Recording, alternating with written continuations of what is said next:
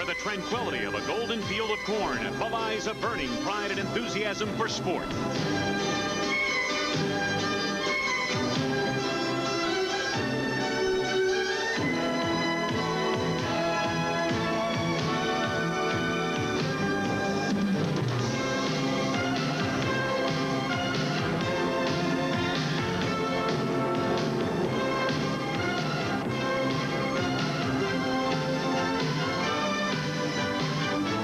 Today, racing and basketball take a backseat to college football.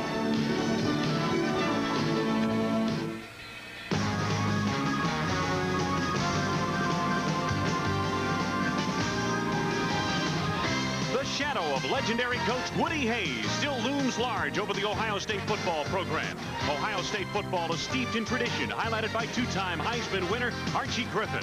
It is this legacy present coach John Cooper and his program are required to live up to. Senior quarterback Greg Fry led the Big Ten in passing a year ago. Today, he just hopes to lead the Buckeyes out of a two-game losing streak, while freshman tailback Robert Smith is the present and future of the ground game.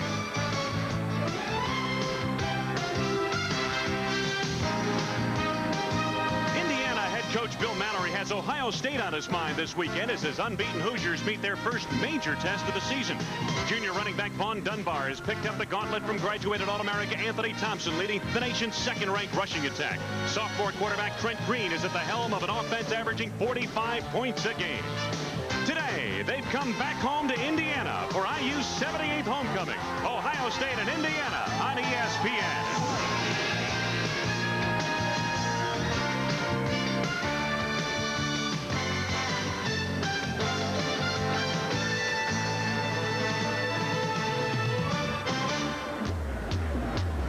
It is a gorgeous day at Memorial Stadium in Bloomington, Indiana. The Ohio State Buckeyes and the Indiana Hoosiers. Hi, everybody. I'm Wayne Larrabee with Ben Bennett. Welcome back home to Indiana for homecoming. You know, when you book a homecoming opponent, Ben, normally you try to book a decidedly inferior opponent to get a big win in front of the alumni and hometown fans. That's not the case here today for Bill Mallory's bunch. Unfortunately, the bunch that they've booked is the Ohio State Buckeyes, a team that Indiana has only beaten twice since 1951. Indiana is undefeated at 4-0, but a lot of people are wondering just how good this team really is. Let's take a look at the record right here. They haven't faced a top 20 team yet, but that victory over Missouri is impressive, as well as the 42-0 blanking at Northwestern. Ohio State is 2-2, but their losses have been to pedigree top 20 competition, USC and Illinois. But really, the Buckeyes have suffered in the kicking game this season. A lot of turnovers, and a blocked kick last week against Illinois led to a big loss against a Big Ten foe. They've had 3 kicks blocked already this season, starting with a blocked kick against Boston College 3 weeks ago. Things won't get any better for Ohio State today, as Indiana possesses probably the premier kick blocker in the country in Mike Dumas. He's blocked 2 punts already this season. Well, if Ohio State is to pull out of this losing streak, they'll look to a 5th-year senior quarterback in Greg Fry. Well, what better guy to look to than your trigger man? A 5th-year senior, his 3rd year as a starter. Now, Fry has been hot and cold this season, but remember, he was a Big Ten's number one rated passer last season. He's the guy that can pull him out of the doldrums. All right, Indiana's only won twice against Ohio State in the last 30-some years, and they look to make it 2 out of 3 last year's victories here today. Let's take a look at the two teams as they come onto the field now. The Ohio State Buckeyes, there is Greg Fry and the captains heading out to the 50-yard line.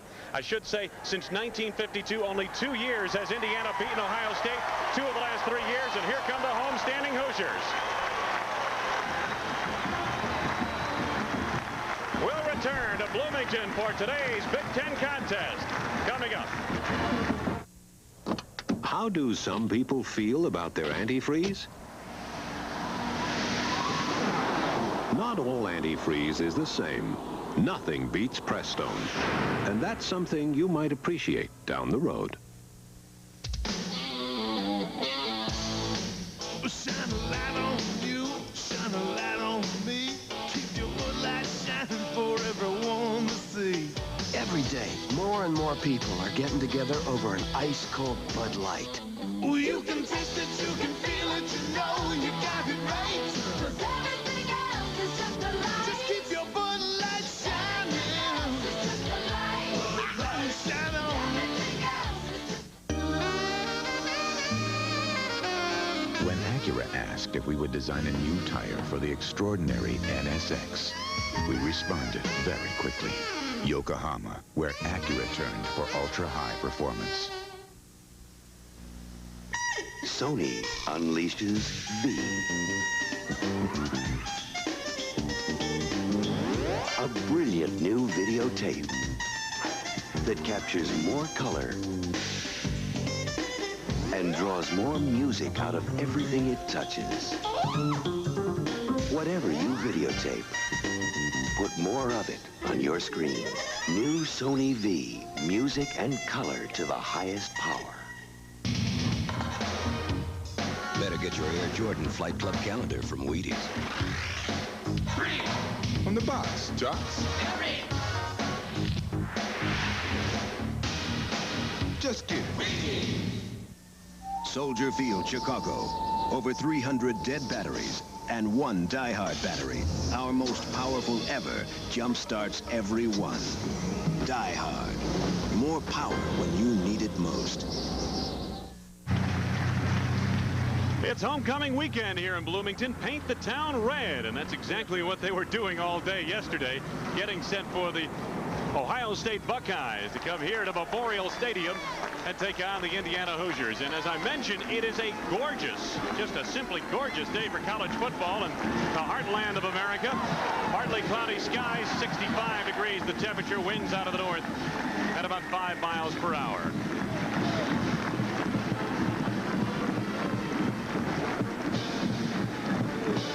There's Greg Fry, fifth-year senior for Ohio State. He'll provide the leadership.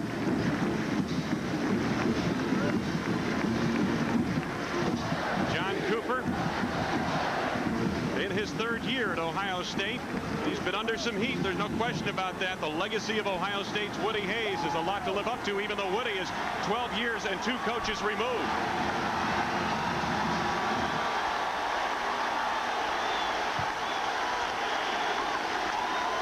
Across the way from John Cooper, Bill Mallory patrols the Indiana sidelines in his 7th season, and what a year he's had so far. What a career he's had here at Indiana, turning a basketball school into a school that can also play football.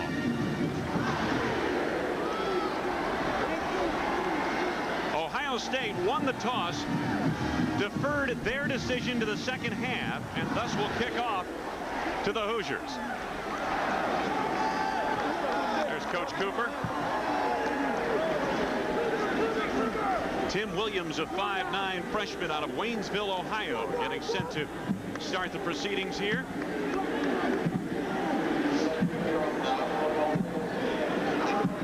Dropping back deep, that's Steve Goodrich on the top of your screen. Vaughn Dunbar on the right or bottom.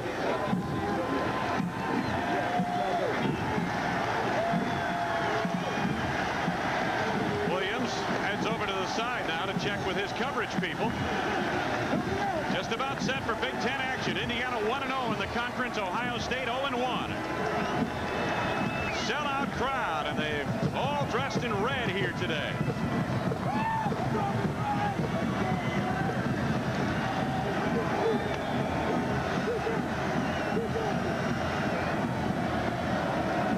Indiana's beaten Ohio State 2 of the last 3 times they've played. Ohio State won 35-31 last year in Columbus.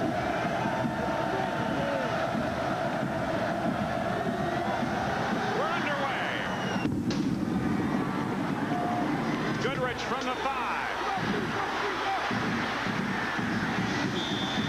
Out to the 24-yard line. First hit of the day made by Steve Tovar. All Big Ten candidate and linebacker. Trent Green leads the offense on the Sears Die-Hard starting lineup for the Indiana Hoosiers. Trent Green gets the start, became the #1 quarterback of the fall drills. Cal Miller solid at fullback. Vaughn Dunbar great speed at tailback. Watch Rob Turner at split end. He's the star. Todd Walker a solid tight end. Jason Mack on the offensive line at center leads the way. Dunbar to the outside for almost 9 yards. Polini and Spellman made the stop for Ohio State. Completing the lineup at the tackle spots, Randy Schneider's a returning starter on this offensive line, the only returning starter. Second down and a yard to go now for the Indiana Hoosiers.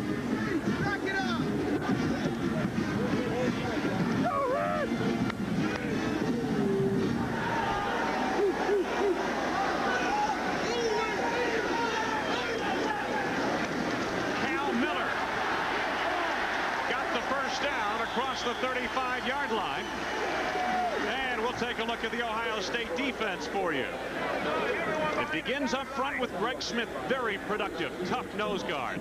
Spellman is a great athlete at defensive end. And Brimble is a key up front also. Cook and Simmons, an outside linebacker, lack speed. Lease and Tovar, very efficient in the middle. Tovar a star. Clark and Hawk have not played well in the corners. Pelini and Peel are productive at the safety spots, although slow.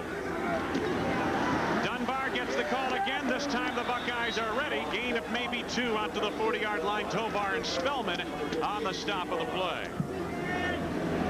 Wayne, the important thing to look for at the outset of this football game are exactly what both offensive and defensive coordinators said they were going to try to do. Ohio State said they were going to try and shut down Indiana to the outside. Indiana conversely said they were going to try to run to the outside. That's going to be the big matchup. It's going to be speed to the corner. Second down and 8.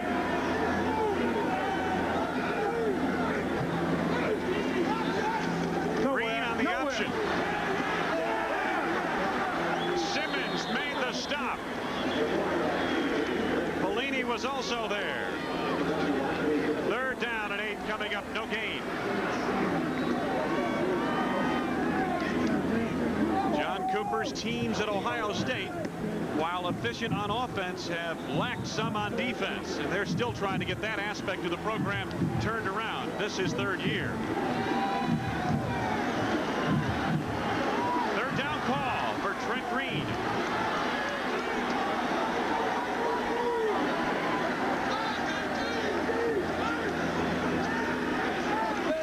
Green on a deep drop. Spellman nearly wrapped him up. Green still on his feet, but far short of the first down.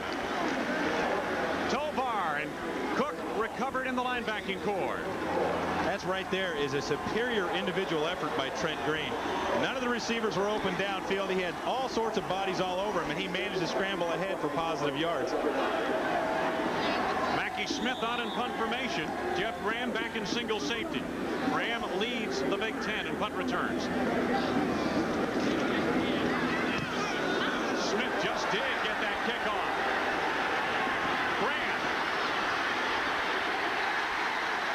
Tackle made by Troy Mason, and Ohio State will start short of its 20-yard line. We're scoreless early in this first period of play from Bloomington.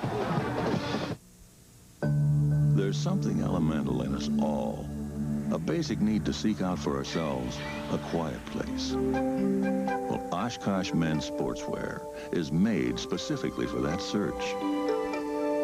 Clothing that brings a man closer to himself and the earth. Rugged, comfortable, enduring. Find yourself in Oshkosh, exclusively at Sears. For over 50 years, this symbol has stood for speed, power, and grace. And for 1991, the most technically advanced Jaguar sedans ever built proudly carry this tradition forward. The legendary Jaguar sedans from $39,900. Jaguar, a blending of art and machine. For the name of your nearest Jaguar dealer, call toll-free. In financial matters, as in life, everybody's different. Different needs, different goals. The Principal Financial Group understands. Our financial services are as unique and individual as you are. Personalized solutions that offer each customer an advantage. That's the Principal Edge. It's made us one of America's largest. So for diversified products that fit your financial needs to the letter, look for the Principal Edge. ESPN's College Football Saturday, Ohio State and Indiana, is brought to you by Jaguar, a blending of art and machine. And by the U.S. Navy. You and the Navy. Full speed ahead. Frisco Residence Hall, obviously they are wired for cable. First down, Ohio State. Buckeye 18-yard line. Fifth-year senior Greg Fry, the controls. Jeff Graham in motion. Scotty Graham gets the call. For about 3 out to the 21-yard line. Mark Hagan makes the stop, the inside linebacker. Sears Diehard starting lineups for the Ohio State offense. Veteran leadership from Greg Fry. He'll become the 4th all-time leading passer in Ohio State history. Smith is the guy to watch. Raymond Harris also had a big game last week. Olive and Graham, good speed at wide receiver. Jeff Ellis back from a knee injury at tight end. The center, Dan Beatty, a returning starter. The only returning starter on the offensive line. We'll get the others in a moment. Smith. Penalty marker goes down.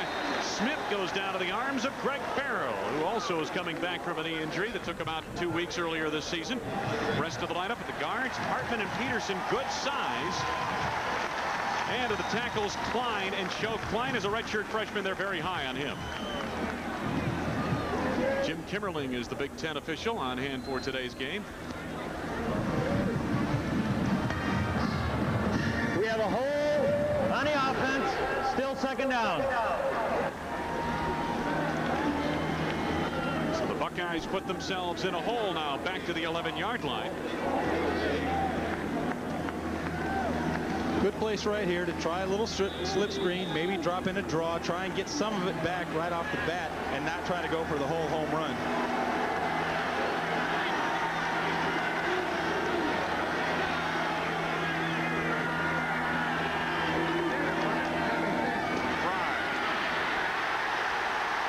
Nothing there for Robert Smith, the heralded freshman. Miller led the way, number 40, sophomore from Massillon, Ohio. There are 17 Ohio natives on this Indiana roster. 5 of them start on defense. This is a very important game to those kids.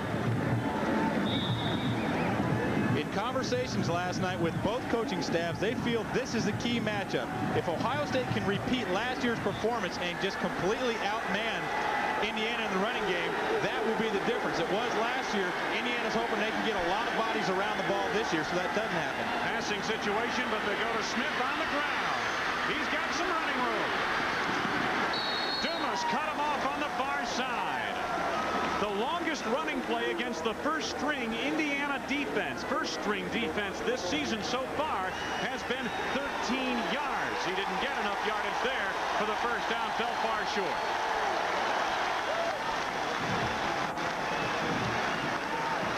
Punt formation, Jeff Bowman, a senior from Centerville, Ohio. Rob Turner drops back deep for Indiana. Turner on the move. To the Indiana 48-yard line, where it'll be 1st and 10 for the Hoosiers. Tom Lease made the stop on the play. Trent Green getting last-minute instructions from Bill Mallory. You know, Trent Green's a great story. He went into this fall practice after having a bad back all spring, and he was the number 2 QB, but the coaches said he never got down on himself. He just kept working. They decided to start him against Kentucky, and they say that's where he really put some space in between he and backup Chris Dyer. Out of St. Louis, Missouri, Trent Green.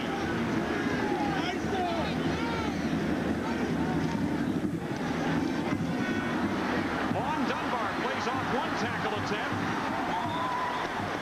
Made something out of nothing. Got about 3 yards just across the midfield marker. Walton and Tovar forced him out of the near side.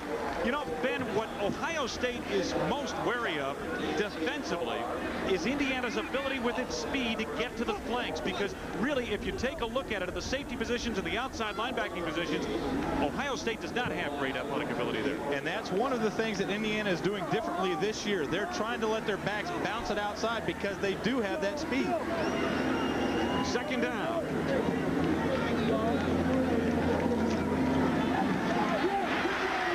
Ernie Thompson the younger but bigger and faster brother of Anthony Thompson, an All-America here at Indiana. The #1 draft choice of the Phoenix Cardinals makes that play for a first down. They say he's bigger and faster, and if he's anywhere close to the ability of his brother, he is going to be a good one. You can see he's just a powerful back. He's a big kid, he's strong, and he runs the football very, very hard up inside. But he also has the speed to break the long one. 8 yards on that gain by Ernie Thompson. Had a good game against Northwestern a week ago. All of the Hoosiers did in a 42-0 romp. Some movement in the offensive backfield. Penalty markers are down. Thomas for the touchdown, but I believe they're going to call it back. There appeared to be some premature movement in the offensive backfield, illegal motion to call against Indiana. These are the things that kill you, Wayne. Now, this is a long touchdown, but in addition to being a long touchdown, it's a heck of an emotional boost. Unfortunately, both the fullback and the tailback were in motion at the same time. Motion on the offense, still first down. See if we can pick it up here, Ben. Now the fullback is allowed to move as long as he resets. Unfortunately, if you see the shadow in the background in the bottom right-hand corner, Dunbar was also moving. That's 2 backs in motion as the ball was snapped. Nullifies a long, long pass play. First down now. Again for Indiana. First down in a long yardage situation. First and 15. Back near the 46.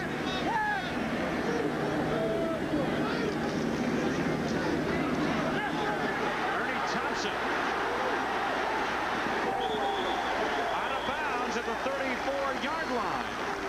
Over to make the play, Tim Walton supporting from his cornerback spot. 12 yards on that gain. And Wayne, although this wasn't an intentional bounce outside, this is something that Indiana has done differently in their running game this year.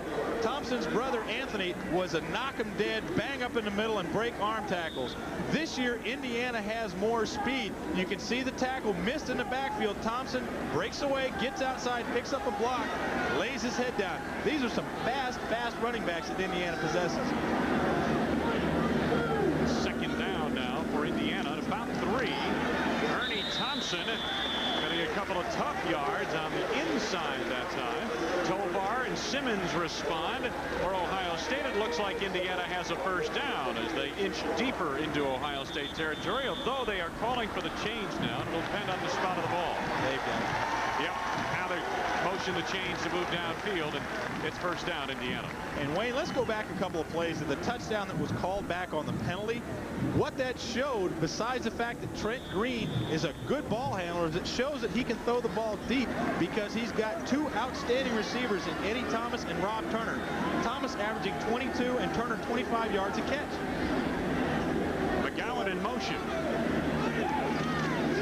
Green on the option, gonna keep it to the 26-yard line on a gain of 5, and Jim Peel from the strong safety position, a senior from Beaver Falls, Pennsylvania, makes the stop. Ohio State's defensive coordinator Bill Young was talking about last night. This man right here, Trent Green, will carry the ball more often. When we talked to offensive coordinator from Indiana, George Ballou, he said Green will pitch the ball. They run the lead option, which is where there really isn't a fake to the fullback. He actually leads the sweep, and it's an intentional pitch to the back. Second down.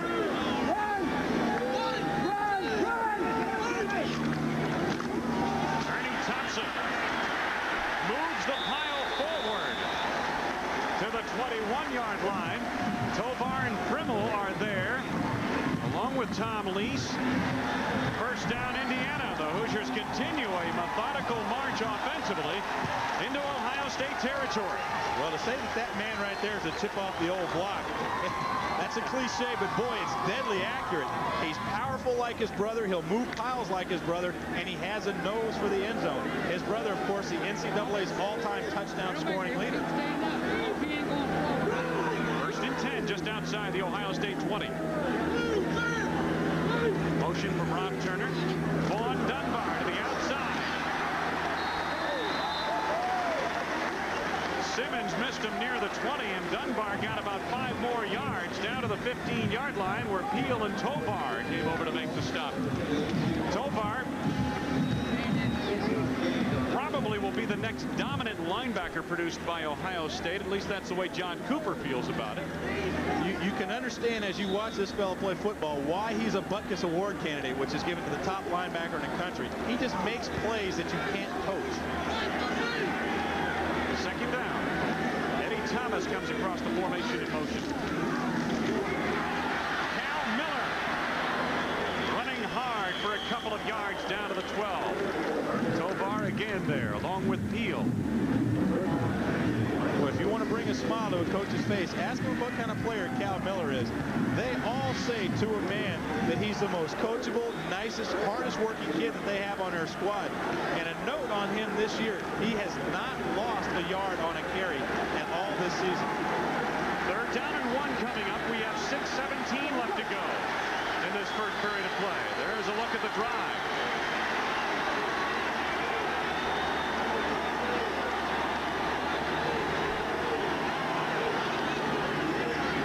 Thompson got the first down before being turned back. Frimmel, Tovar, not there in time. This is the fellow we spoke of earlier, leading the team with 45 total hits. This fella right here has a nose for the football. You can see he weasels his way between two blockers. Both of them were assigned to him. He managed to stand both of them up and stand up the fullback for only a 1-yard gain.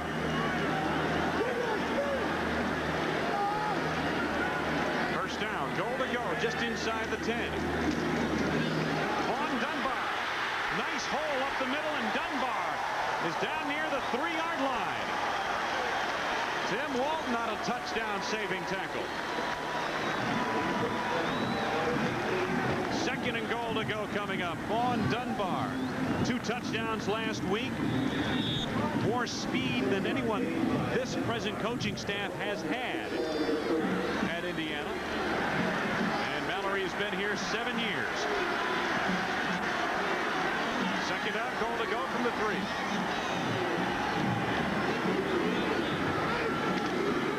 Dunbar. Touchdown.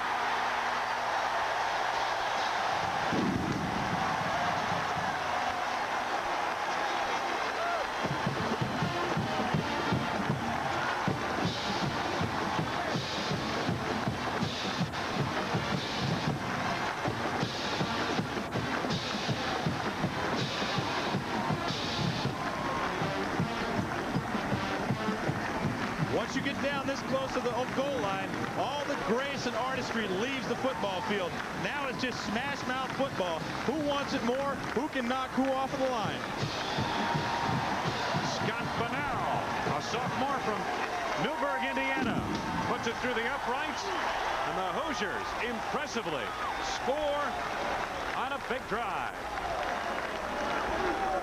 From the outside, people find the 1991 Jaguar Vanden Plas quite beautiful. But what they don't see is the beauty inside. Polished woods, hand-stitched leather, and finely crafted details offer a uniquely elegant environment. The 1991 Jaguar Vanden Plas. It's beautiful no matter how you view it. Jaguar, a blending of art and machine. For the name of your nearest Jaguar dealer, call toll-free. So your little brother's joining us, huh? He's not so little anymore. All right, now let's move it! He's what, 19? Weight setting 540 F14. Jeff's landing planes? 4-gear lens set. No. $40 million jets. Today's Navy. High-tech training that takes you only one way. Full speed ahead. Primary's off. Good job, guys. You and the Navy. Jeff? See? He's not so little anymore. Full speed ahead. A company can learn a lot in 125 years. Valvoline has. You learn in the lab, you learn on the road, you learn on the racetrack. As you learn, you make your product better. And better, and better. Today's Valvoline will keep your engine cleaner than ever before. And cleaner means more protection against engine wear. 125 years of quality. That's why people who know use Valvoline. Vaughn Dunbar has put Indiana on the board, capping an 11-play, 53-yard drive. Well, Wayne, everybody that scores a touchdown isn't always the selfish superstar that you think. They will pat people on the back that help them. Watch the block right there by Cal Miller, which springs Dunbar into the end zone. Now, unless you see that on a replay and somebody points it out, you can go through a whole game and never see the contributions of some of the other players.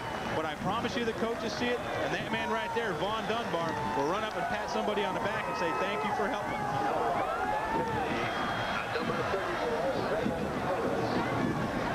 May you rest in peace. It's red on red here in Indiana today. The Ohio State colors, of course, are silver and red. White and red for Indiana. Awful lot of red in this stadium. Well, the theme for homecoming was paint the town red. It certainly is. That's about as accurate as they come. Everybody came dressed in red as well. Dante Lee, Raymond Harris back deep to receive this kick from Scott Fennell. It'll be Dante Lee, the sophomore, from the 4. Out across the 20 to the 22-yard line. Steve Perkins made the tackle for Indiana. Let's get to the Indiana defense for you now. Paul Williams, a former defensive back, starts up front on the nose. Honeycutt McCoy at the defensive tackle spots. Mason, a former running back. Farrell coming back from an injury. His second week back, and he's playing well. Miller, very solid inside. Hagan leads this team in tackles. Richardson, Middleton at the quarterbacks. Richardson with 2 interceptions. Ane and Dumas. Dumas a key to this defense, anchoring it from the safety position. First down for Greg Fry and company. Robert Smith. It's a foot race down the sidelines. Taken out of bounds by Middleton near the 7-yard line of Indiana.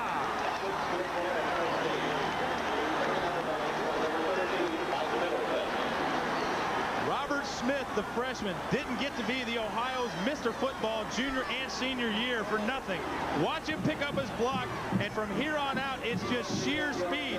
White Middleton, you can't see it here, but has a tremendous angle on him and manages to run him down, but Robert Smith almost outran him to the corner of the end zone. 71-yard run to put Ohio State in business at the 7-yard line. Longest run against the Indiana first-team defense all season long. Longest run period against Indiana this season. Superior effort by Middleton to run Smith down. First and goal. Scotty Graham plowing forward to the 4. He got 3, and John Miller made the stop. Well, that Robert Smith, you talk about the speed, as you mentioned. He's got sprinter speed. Explosive and versatile. Finished his prep career with over 5,000 yards rushing and 68 touchdowns. To give you an idea what kind of speed, as a junior, he was the state 100 meters champion, and as a senior, he finished second. Ohio State coming right at you. Raymond Harris. Just inside the 3 for a gain of a yard. Hagan made the stop. Good quickness on this Indiana defense, but they are not big. Last week against Northwestern, they shut down one of the premier running backs in the Big Ten, in Bob Christian. They did that by getting a lot of bodies around the football. This week, they've got to contend with a much larger and much more experienced offensive line in Northwestern. It's going to be size against quickness. Third and goal. Just inside the 3 of Indiana.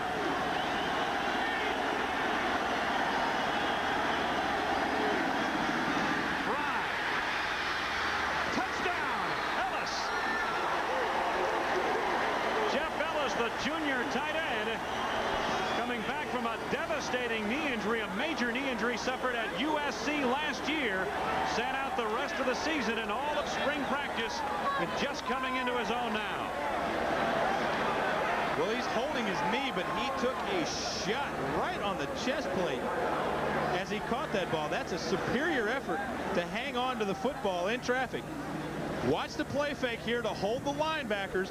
Fry rolls out. His first receiver's in the flat. When he's covered, he comes back, throws the ball up. Watch the shot here at the end.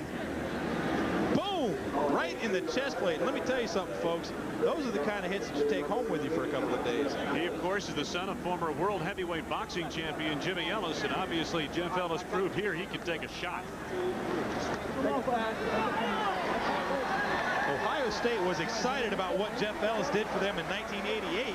Caught 40 passes for 492 yards, but then was lost last year in the second game with the knee injury. He came back. He's not a primary pass receiver so far this year, but look at the hands and look at the concentration to hang on after he takes that big hit in the end zone. Ellis heading off pretty much under his own power. There he is. You know, Wayne, a lot of times when you come down on a knee like that, it may not hurt as bad as it is scary. Because when you've had the injury, you tend to think about it. And he may have just been a little unsure of himself when he came down on it.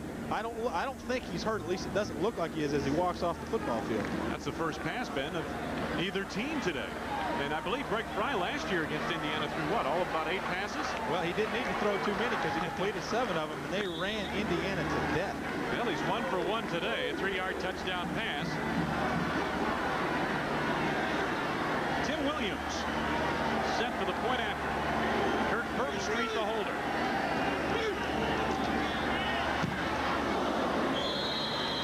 And the Buckeyes have caught the Hoosiers on a 4-play, 78-yard drive. We're tied at 7 with 3:27 to go in the first.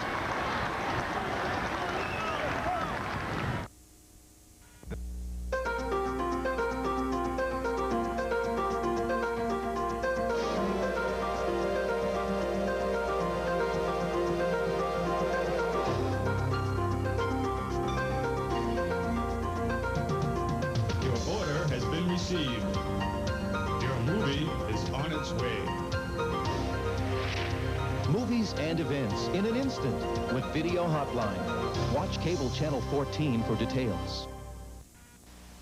This is not popcorn. What you're seeing is the fuel of the future. Corn is a clean, renewable, and unlimited alternative fuel. The Earth Stove has major features. They number 4. Cleanliness, convenience, comfort, safety, and more. For more information, watch our program about the Earth Stove on Channel 11, Tuesday at 6 and Thursday at 9, or visit our showroom in Plainville. The embarrassing miscue, the performances at peak, the unusual antics, the plays of the week. Each Sunday night at 11 Eastern on ESPN Sports Center. Last year's tournament produced one of the most dramatic victories in the history of the tour. Can the excitement be matched? The Las Vegas Invitational. Coverage continues Saturday and Sunday only on ESPN. Wayne Larrivee and Ben Bennett. Of course, ESPN is interested in supporting and finding out what kind of talent these campuses are producing around the country in their journalism programs. Indiana journalism major David Furch, a junior here at IU. You see him right there in the coat and tie. He'll be our sideline reporter today. Right now he's checking on the injury to Jeff Ellis. We'll hear from him a little bit later on. Indiana and Ohio State are tied at 7 apiece. 3:27 to go, first period of play. On Dunbar on the right side, and on the far side, Goodrich. There you get a look at Tim Williams. Williams has had an outstanding year. 10 of 10 PATs and 5 out of 7 from the field goal range. 52 is his long field goal department. 25 points on the season.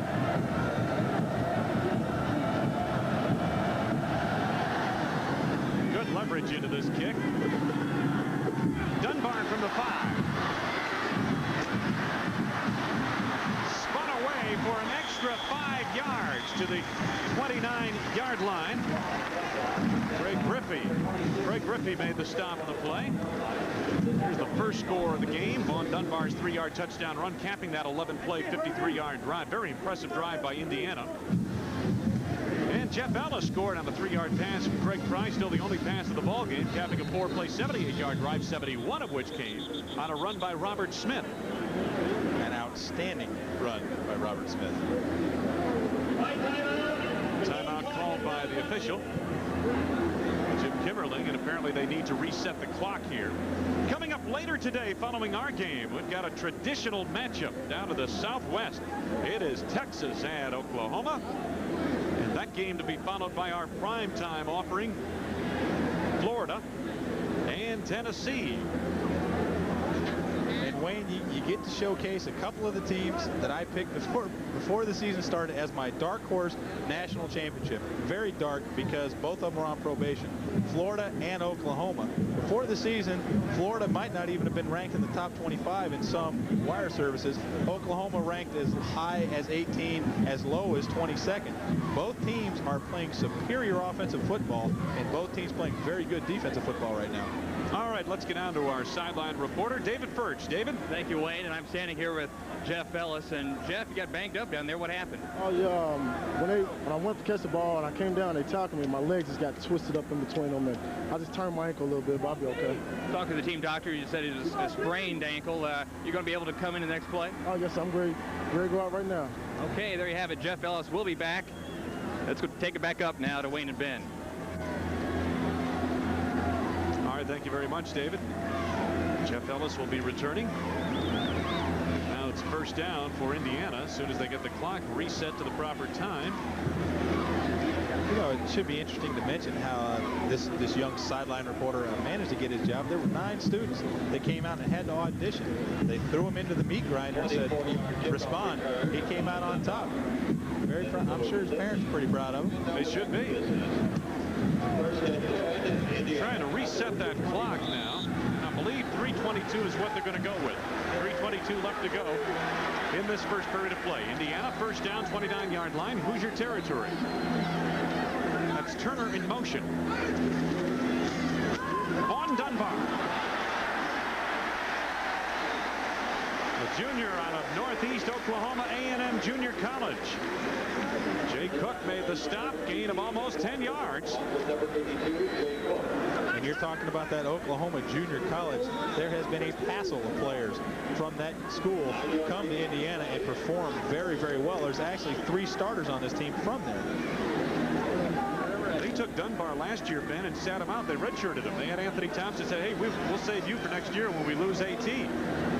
Second down, short yardage situation. Cal Miller spinning his way for about 5 out near the 45-yard line. Bellini and Cook on the stop. Not before a first down is realized by Indiana. When Indiana has tough yards to make, you can almost count on one of the 2 fullbacks, either Cal Miller or Ernie Thompson, getting the football, because these guys run north and south. And as I mentioned earlier, Cal Miller has not lost a yard on any carry this season so far. Trent Green looks over a 1st and 10.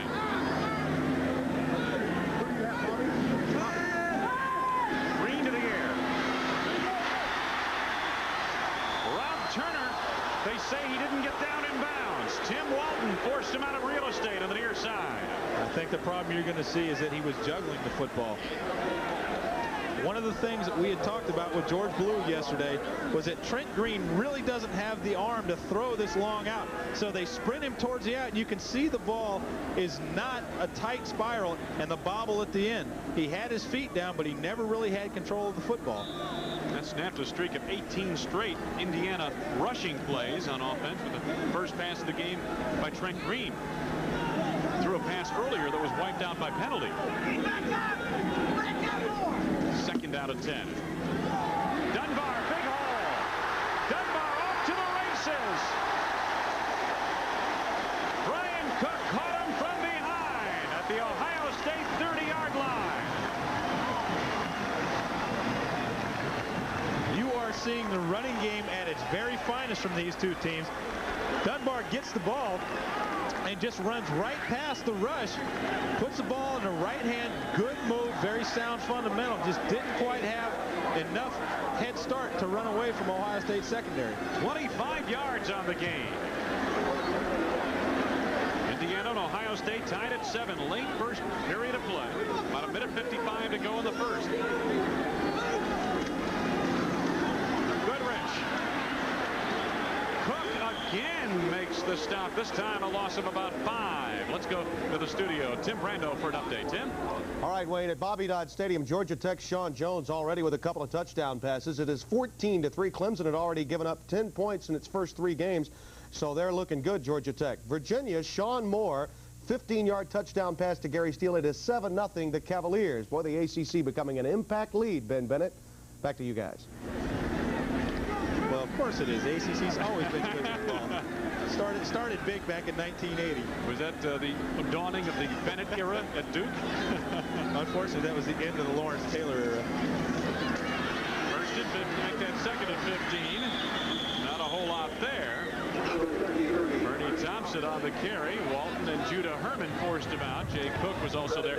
Linebacker Brent Johnson, a sophomore from Columbus, is back at home. He is a backup inside linebacker, plays a lot for Ohio State, but they discovered an irregular heartbeat, and they are doing tests on him.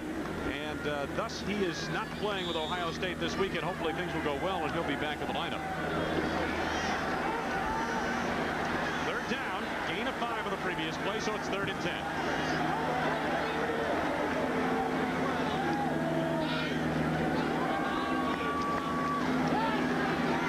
Green over the middle.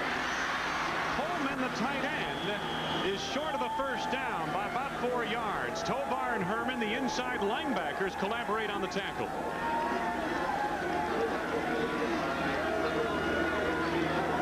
So the kicking unit comes on. John Cooper looks on. His defense apparently has contained Indiana. Forced a field goal try of about 41 yards. Bunnell's long this year is 43. He is 1 of 3 between 40 and 49 yards out. John Martin on the snap. Mark Newell will hold.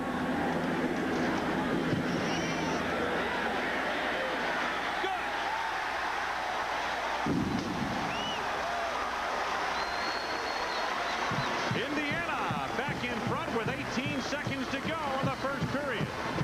You know, Wayne, that was a 42-yard field goal that probably would have gone through from 55. When he kicked that football, it sounded like that cannon going off, and that baby carried about 18 yards through the back of the end zone.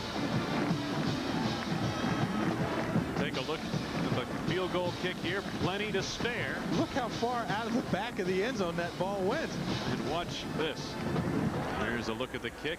Good extension and the reaction. He knew 10 yards past the line of scrimmage that baby was going through. 8 plays, 46 yards, 25 of which came on a Vaughn Dunbar burst.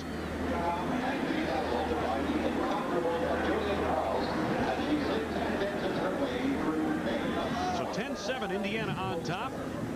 18 seconds to go in this first period of play. Both teams have been able to move the football. And they've done it on the ground. There's the deep men. Back deep is Raymond Harris.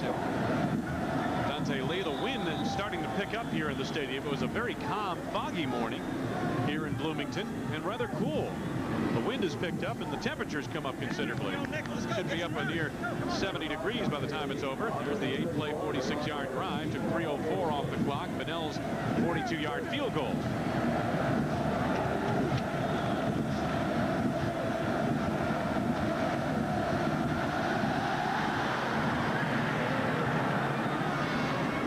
That ball hit right inside the pylon of the end zone. So Indiana will get it from the 20-yard line. I think Dante Lee was hoping that it would hit just about a yard or 2 up the line and force Indiana to kick it over again.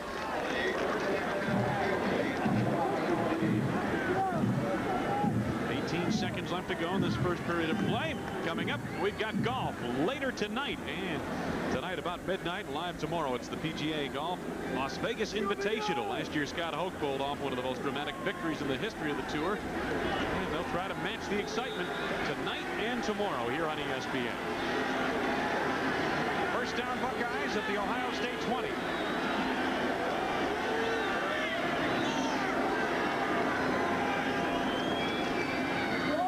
Smith for about 2 yards, maybe 3. Hagan closed on the tackle. He's the leading tackler in this team. Roy Mason was also there, number 5 in your picture. And the first period winds to a close. End of one complete in Bloomington. Indiana has a 3-point lead on a gorgeous homecoming back home at Indiana. I'm James Buster Douglas. I'm the heavyweight champion of the world because I knocked out Mike Tyson.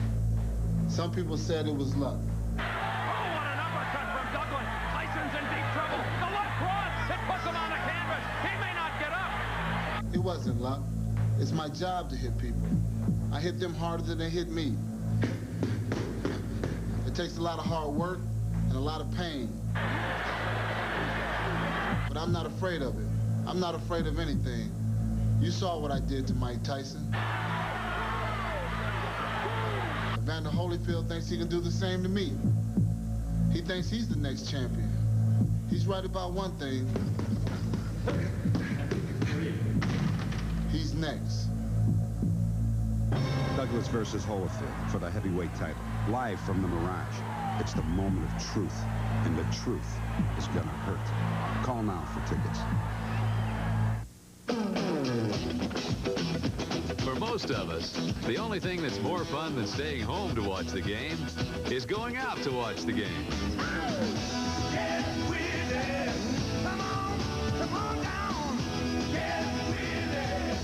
So come on down, catch the game with Budweiser, Bud Light, and Bud Dry, and enjoy all the action on and off the field. Have mercy. You got it now. Pizza Hut presents the $4 pizza deal.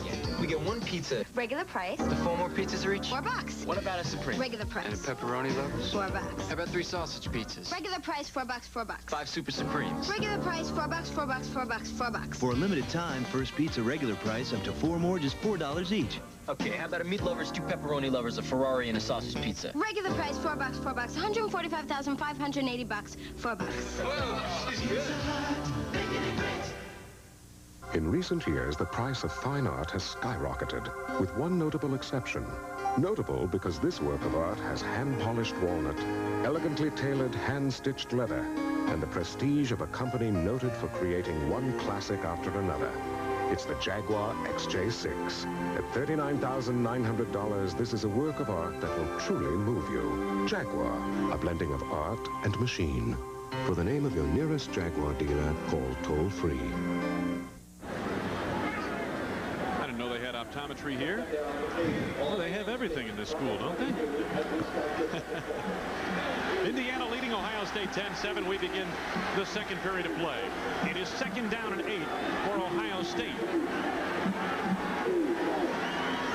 22-yard line. Greg Fry in his own territory.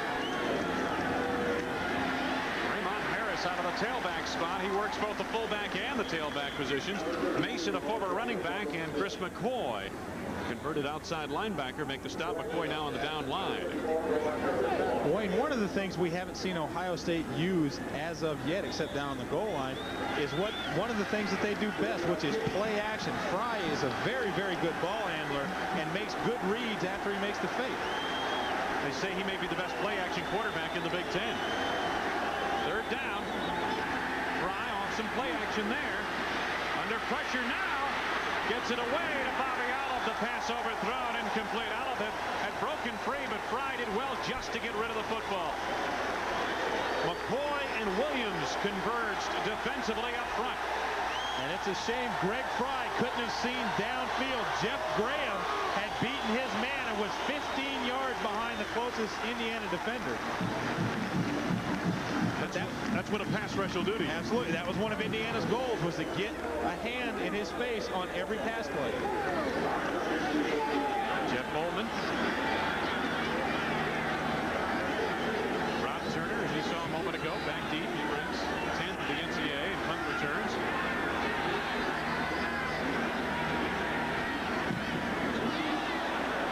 Molman, a poor kick. Turner on the run across the 35. Gets the step into Ohio State territory to the 42-yard line of the Buckeyes. Tovar made the stop.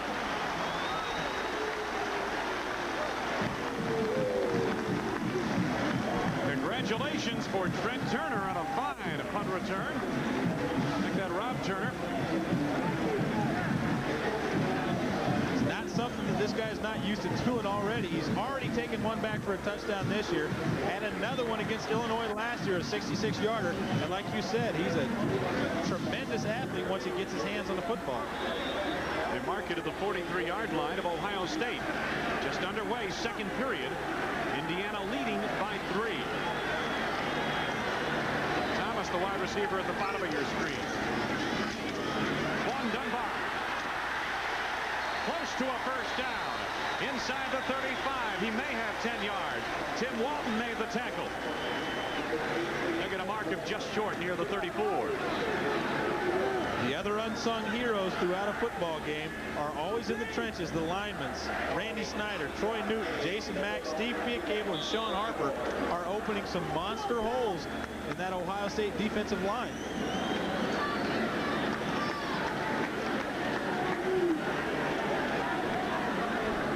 Second down, about a yard to go. Ernie Thompson's the fullback. Play action, Green. Intercepted on the play by Brian Cook. First down, Ohio State near the 36 of the Buckeyes. On this play action play, Trent Green added insult to injury. After he makes a good fake, he didn't see Rob Turner up the sidelines wide open for a touchdown, and then tried to force a pass into Thompson late in the flat. If you're going to throw the football in the flat, you got to throw it early. Brian Cook came up, made a great interception, waited, watched Trent Green's eyes, and stepped in front and made a big play for Ohio State. They'll place it down to the 36, and the Buckeye defense turns the first big play of the ball game from a defensive standpoint. At UPS, we wash our planes so often, our competitors think we're obsessive. But keeping our planes clean reduces wind drag, which saves us thousands of tons of jet fuel each year. And it's obsessiveness like this that lets us deliver next-day air for up to half what other companies charge. Besides, we happen to like our planes clean. UPS, we run the tightest ship in the shipping business. The 1991 Buick Regal sedan. It's going places. Regal features 4-wheel disc brakes and an available 3800 V6 engine. Leather seating areas, concert sound, and anti-lock brakes are also available. Regal is going places in comfort with the spaciousness and Buick quality that gives its competitors fits. The new world-class 4-door Regal from Buick, the new symbol for quality in America and beyond. At BASF, we don't make the plane. We make it lighter. We don't make the lotion. We make it smoother. We don't make the dress. We make it brighter. We don't make the carpet. We make it tougher. At BASF, we don't make a lot of the products you buy. We make a lot of the products you buy better. BASF, the spirit of innovation.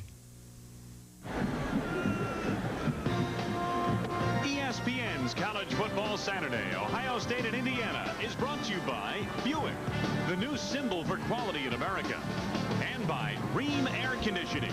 Rheem, the air of quality. Wayne Larrivee and Ben Bennett. Everybody's wearing red. Ben, what color tie is that? That's not quite red, is it? I was trying to be in the spirit as close as I could. First down for Ohio State off the turnover. As I mentioned, that's the first big play defensively made in the ballgame by the Ohio State defense. The interception. The Buckeyes from their 36 and 5 looking deep for Bobby Olive. Flood-like coverage provided downfield by Mike Dumas, the All-Big Ten safety. One of the things that you can do when you're a veteran like Dumas is to get away with some things that rookies might not. Dumas, about 15 yards down the field, realized that the wide receiver was running by him and managed to get an elbow into him, knock him off his course, and allow him to catch back up. 2nd and 10 now for Fry and company. Stan Beatty, number 76, the veteran center, only returning starter on this Ohio State line. Not much there for the tailback, Robert Smith. Farrell and Hagan closed well to the ball. Third down at about 10. Since the Super Bowl, when the Washington Redskins and Timmy Smith ran this play so well, every team in college football has picked up what they call counter trade, where you pull both your offside guard and tackle, run your back 2 steps to one side, and run him back the other way. That play didn't go real big that time, though.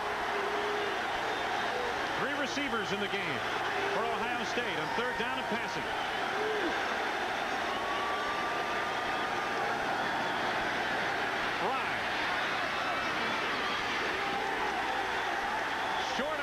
Down out of the backfield is Robert Smith. Miller and Wardlow on the stop for Indiana, and John Cooper's team will have to punt it away. So an impressive stand by the Hoosier defense. Following the interception. Indiana linebacker John Miller is fired up now. He was fired up yesterday when we talked to him during the headshots. Well, I thought he was going to run after and hit somebody right then. A look at Rob Turner. Coleman gets his kick away. Turner, fair catch signal, makes the completion at the 13-yard line. First down for Indiana inside the Hoosier 15. Beautiful day in Indiana, and the storyline thus far, a lot of action. We played a little over a quarter. Ron Dunbar, 72 yards at a touchdown run. Fry, a 3-yard touchdown pass to Ellis. The rushing yardage. Indiana has done the job getting to the outside and also taking it up the middle. Passing yardage has been slight for both teams, to say the least. First down, Indiana.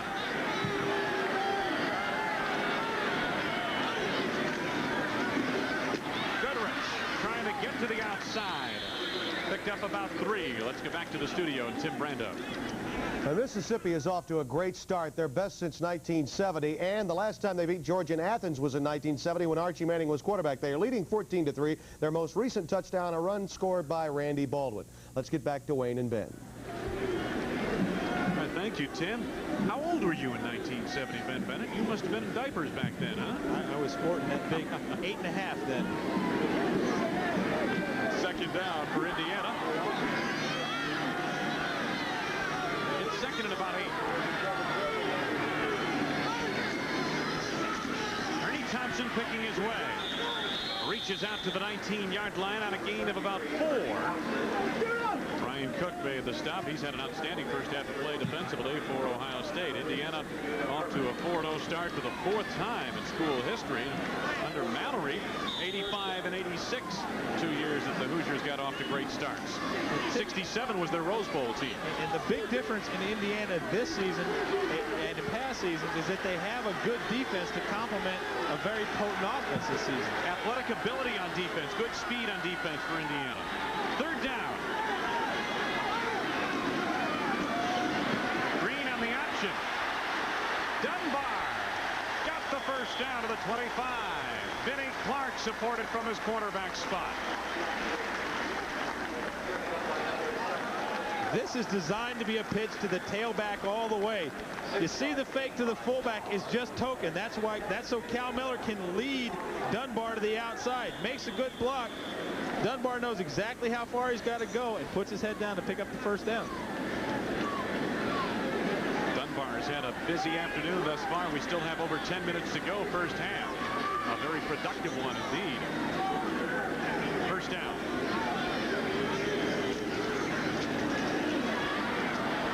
Dunbar shredding the defense for about 5 out to the 30-yard line. Frimmel and Ken Coleman on the stop for Ohio State. Wayne, we saw this early and we haven't seen it since, but I can promise you're going to see it at some point later in the game. When you're running the football as effectively as Indiana is right now, the secondary is forced to make a lot of tackles. That leaves them very susceptible to play action and then the long pass over their heads. Second and 5.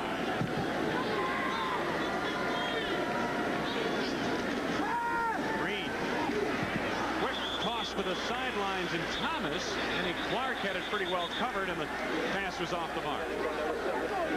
Well, Trent Green has a bad case on that play of what's known in the quarterbacking circles as tunnel vision. When you stare down your receiver, everybody on the field knows exactly who you're throwing it to. If you're going to do that, you have to deliver the ball right away.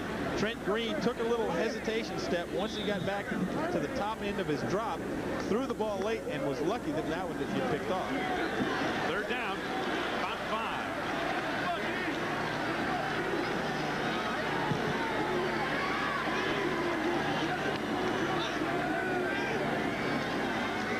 Green screams it out to Dunbar, gets a good block. He's got the first down. To the 36-yard line. Herman and Cook team up on the stop. I think it's going to depend on the spot whether they got the first down. This is a good call on 3rd and 5. Your quarterback hasn't been throwing the football well down the field, so run a little screen play. Get the football in the hands of your best player, who is Vaughn Dunbar, and get some people out in front of him. A lot of people here don't like the spot of the ball, Ben. You're right. It's going to be close one way or the other. First down, not by much.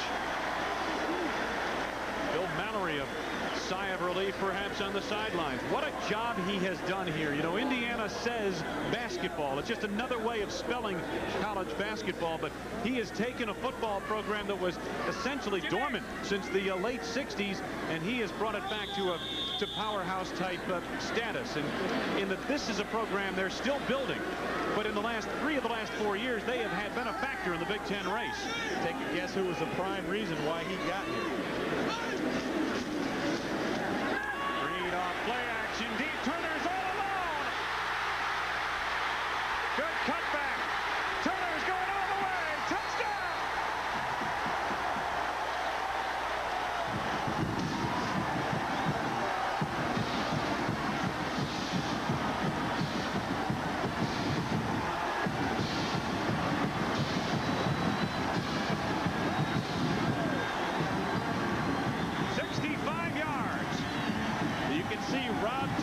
Big play receiver.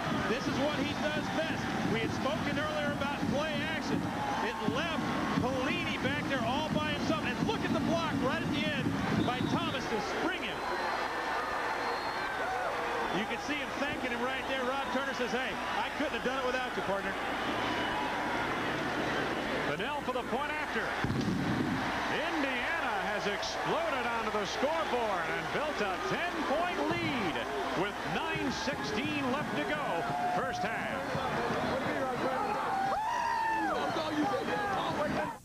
26,000 new car owners. J.D. Power and Associates heard from them all. When they summed it up, Buick ranked 5th on their list of the 10 most trouble-free car lines sold in America.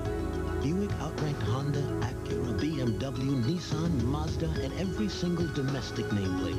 Remember those 26,000 new car owners who road-tested all those cars for you. Then remember Buick, the new symbol for quality in America and beyond. When rain comes into view, warm air surrounding you. Call me rain. The air of quality warms with efficiency. When winter hits your neighborhood, warm up with a call for quiet, reliable, high-efficiency heating from Rheem. Call me Rheem. Warm air of quality. Call me Rheem. Better get your Air Jordan Flight Club calendar from Wheaties. From the box, Jocks. Hurry. Just get it.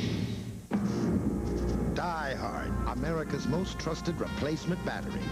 Its breakthrough design gives you more power and more confidence from the start. Sears Die Hard, more power when you need it most. Rob Turner, man of the moment. Wide open on a big 65-yard touchdown reception, capping a 7-play, 83-yard drive. A very happy young man, and this is why. Watch the play action up the middle. They look like they're going to option. Pelini was left back all by himself to cover both Rob Turner and Eddie Thomas. And watch Thomas with the big boom up good yards, but I don't think he'd have made it into the end zone without the help of Thomas. Scott Fidel set to restart the game. Raymond Harris on the far side. Dante Lee on the near side. Lee into the end zone. Told to stay there with it by Harris.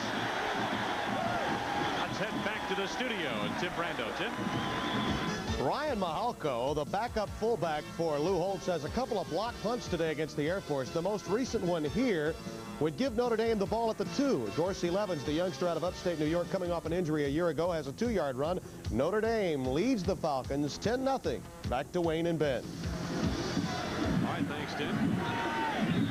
First down now from the 20-yard line for Ohio State. Buckeyes are trailing by 10.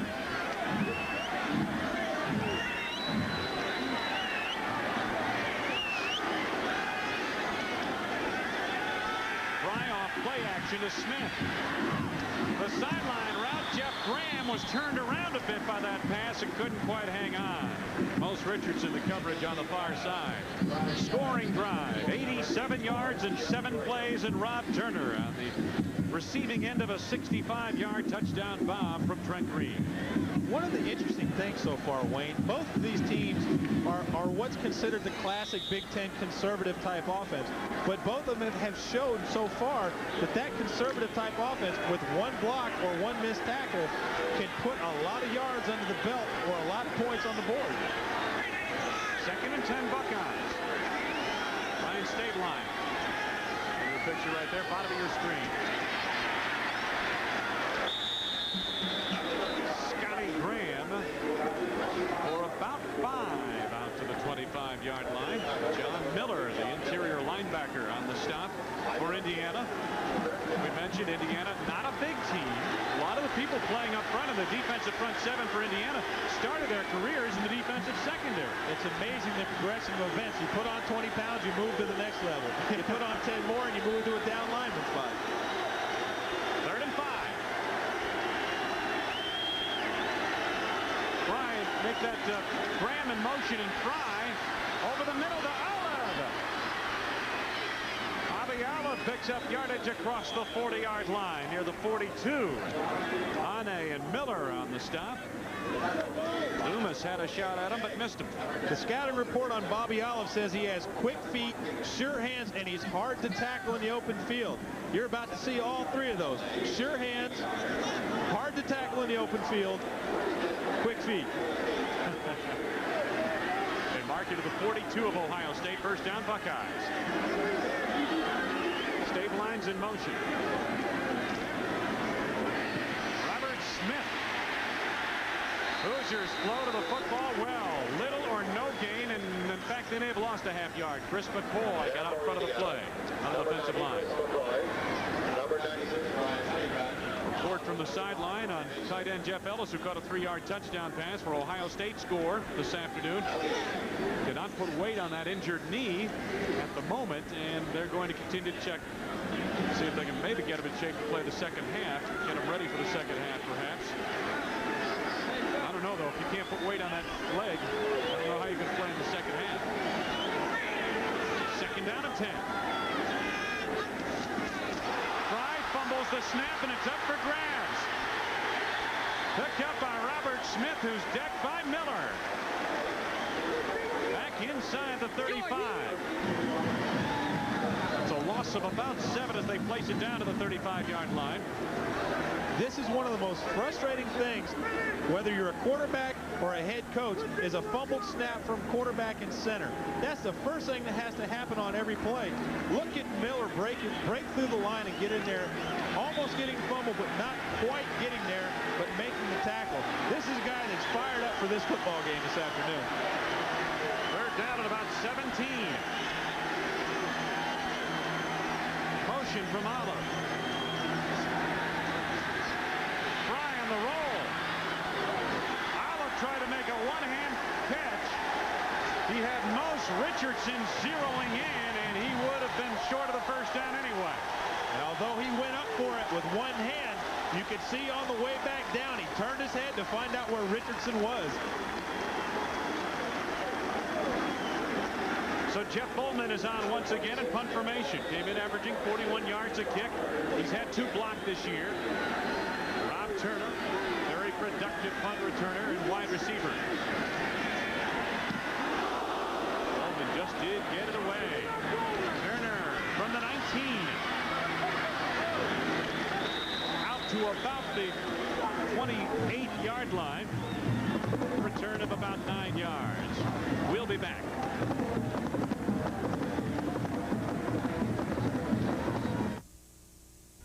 I'm James Buster Douglas. I'm the heavyweight champion because I knocked out Mike Tyson. Oh, what an uppercut from Douglas. Tyson's in deep trouble. Some people think it was luck. Evander Holyfield thinks it was luck. He thinks he's the next champion. He's right about one thing. He's next. Mark your calendar now for Thursday, October 25th. Douglas Holyfield, live on Viewer's Choice. If you think of your checking account as a balancing act, think again, especially if you only write a few checks a month. Basic checking at Middlesex Savings requires no minimum balance. Just $3 a month maintains your account, and your first 10 checks each month are processed free. Basic checking, when there are more important things in life than keeping your balance. Call us for more information. Middlesex Savings Bank, member FDIC and DIFM. Top Rank Boxing on ESPN. The place where fighters have stepped into the ring as unknown, made the right connection, and emerged as champions. You gotta knock them off to win this, all right? It's a head-to-head battle for the United States Junior Welterweight Championship. Undefeated Charles Murray faces Mickey Ward as Budweiser presents Top Rank Boxing. Thursday night at 9 Eastern, live on ESPN. Just beyond the rim of the football stadium, that is Assembly Hall, home of the Indiana Hoosier basketball program. It is a sensational day in Indiana for college football. Temperature expected to reach up to about 70 degrees. Sunshine is beautiful. First down for the Hoosiers, who lead by 10 from the 28 of Indiana. Rob Turner in motion. Ernie Thompson nailed by Jason Simmons, and an outstanding defensive play back near the 25. There's Coach Bill Mallory. Great influence in his career. Well, he spent 3 years on the staff with Woody Hayes at Ohio State. He had a lot of influence, without a question. He was a great man and a great coach. I learned tremendous, great deal from Woody. I think probably of all things, he was a dedicated person to the profession, a hard worker, and a lot of other things too rubbed off. And I can't say enough about the opportunity to work for him for those 3 years.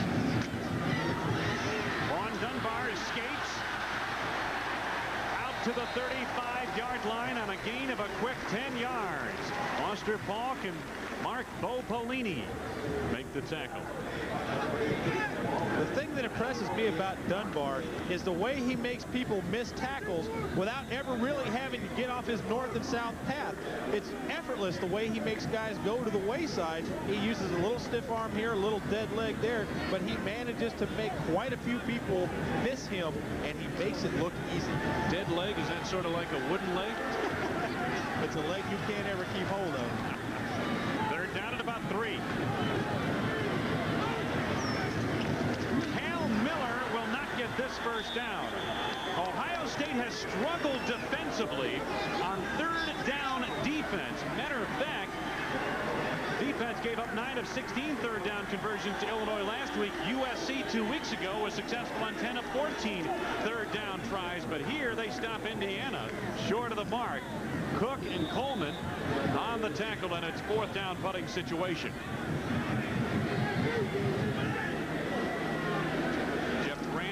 Single safety. Necky Smith's punt. Good leverage into this kick. Graham dancing across the 25. Graham out to the 35-yard line. About Outstanding return to set up the Buckeyes in good field position from the Ohio State 35. Let's get down to our sideline reporter, David Furch. Thank you, Wayne. And, well, just what does this Hoosier homecoming mean? Well, last night they had a carnival, a parade. There was even a Kiss the Piglet contest. Today, the stadium is sold out. It's been sold out since July. And it's interesting to note that Indiana is 0-7 versus Ohio State in homecoming games. Let's go back upstairs to Wayne and Ben. All right, David. Kiss the big contest. Well, weren't you 3 years running champion on that one?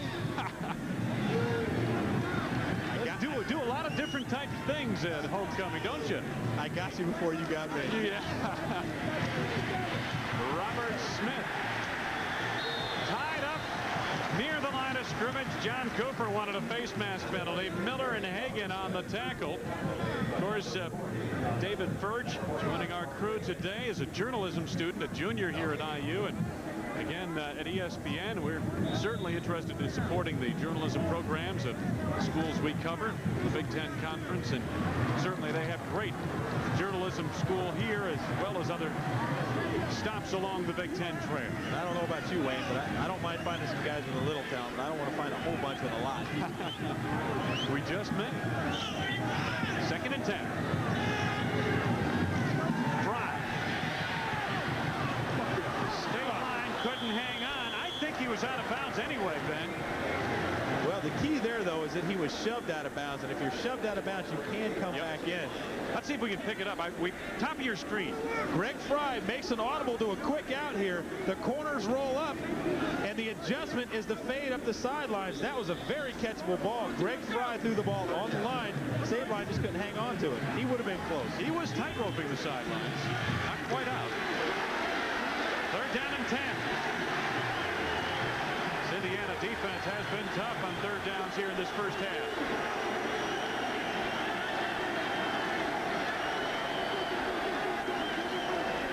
Fry under a blitz. Gets it away to Olive. Nicely done to the first down. A gain of 11 out to the 46. Wardlow forced him out. Ane was coming hard on the blitz.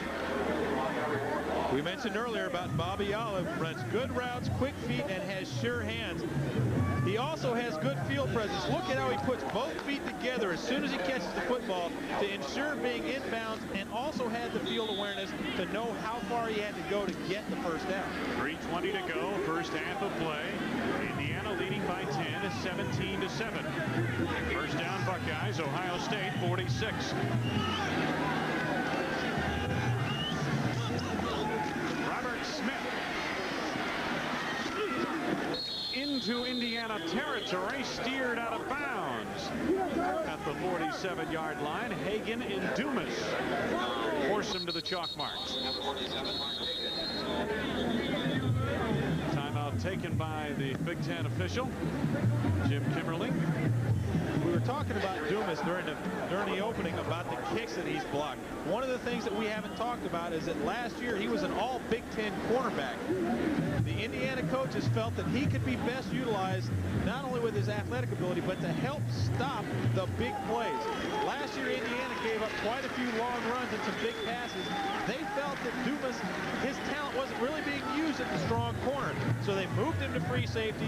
He stopped a lot of big plays, and he's still got all Big Ten potential. This guy is a big-time player right here.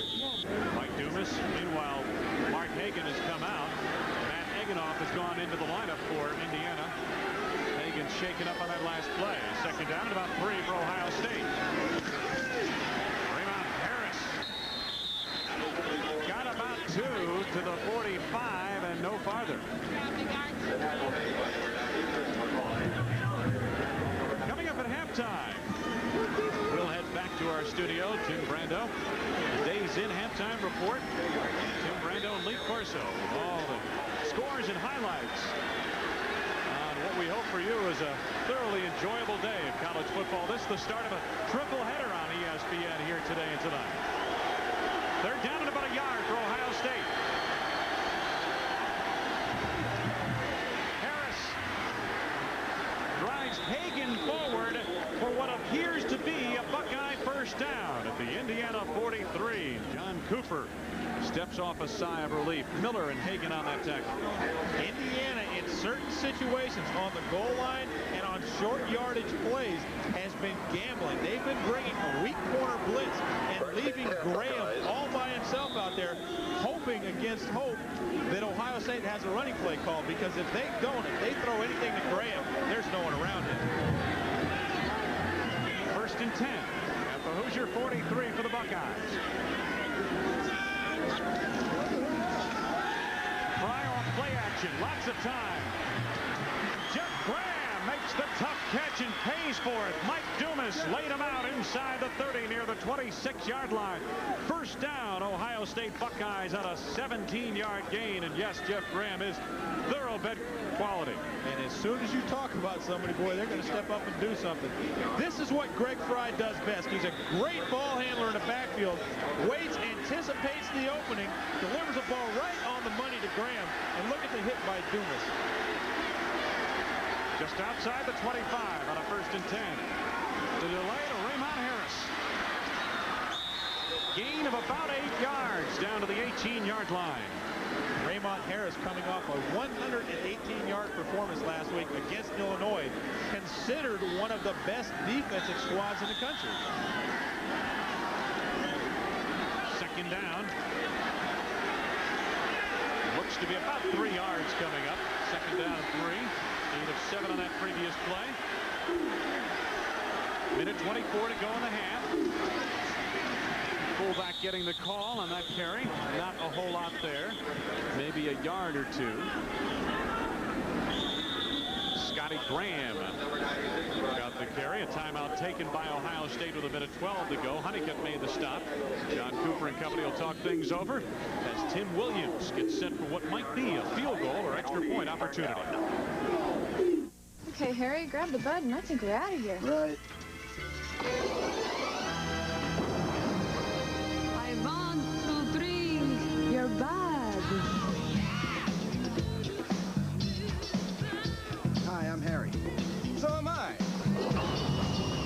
Well, there you are. You are not going to believe this. This Halloween, replenish your Bud supply. Pick up Budweiser, Bud Light, and Bud Dry. What's your bud type? There's one important business decision every young man must make. What to wear on the first day of work. At Kuppenheimer, we've made more good first impressions than anyone in $185 wool blends, $195 pure wools, even $210 worsteds. Whatever your choice, any Kuppenheimer suit will make you look good, and every Kuppenheimer price will make you look smart. Kuppenheimer, America's #1 value clothier for men.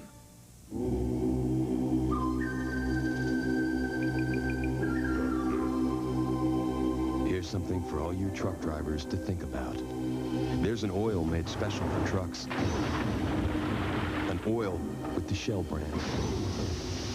Oil that protects engines when they rev their highest and work their hardest.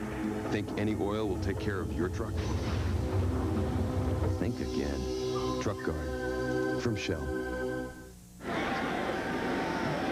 Wayne Larrivee, Ben Bennett, that's our situation. Coming down the stretch in this first half in a very interesting ball game. Ben, 3rd and short now for Ohio State. 2 timeouts remaining for the Buckeyes. Interesting situation. Do you go for the sure first down, or do you try some play action and maybe go for the end zone? Raymond Harris goes for the sure first down inside the 15 to about the 13-yard line on a gain of 3, maybe 4 yards. Hagan and Mason team up on the stop.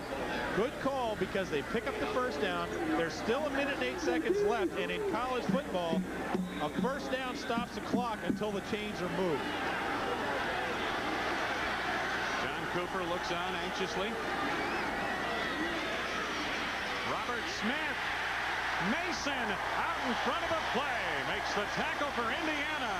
Decking Smith for a loss back outside the 15. Mason's another one of those players that's moved around quite a bit. They've moved him to utilize his athletic ability. He started out as a defensive back, moved to tailback, and last moved to linebacker, where he's making an impact so far. 2nd and 12. Buckeyes loss of 2 in the previous play.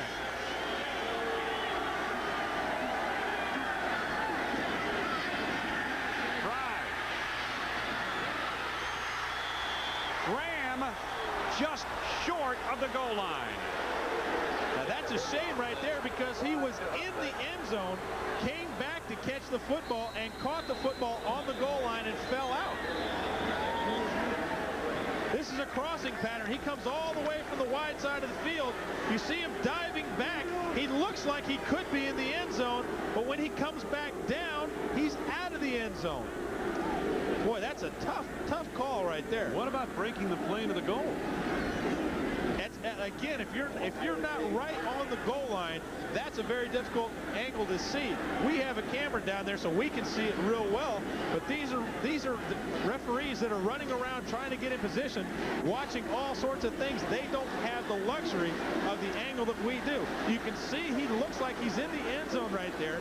His knee hits just inside the goal line, but when he hits the ground, the ball is outside of the end zone. When that knee hit down, it looked like the ball at that point was outside the end zone. And it's real easy to sit up here with super slow motion and make all the calls. These referees, for the most part, do a tremendous job of picking up calls most of the times that we don't see until we look at the replay. No question about it. They do a great job, especially in this conference. 21 seconds to go in the half. Indiana is leading 17-7, and Ohio State is at the doorstep. They've got the key in the lock. I don't think there's any big secret where they're going to go with the football right now. Harris is the tailback. Scotty Graham. Touchdown.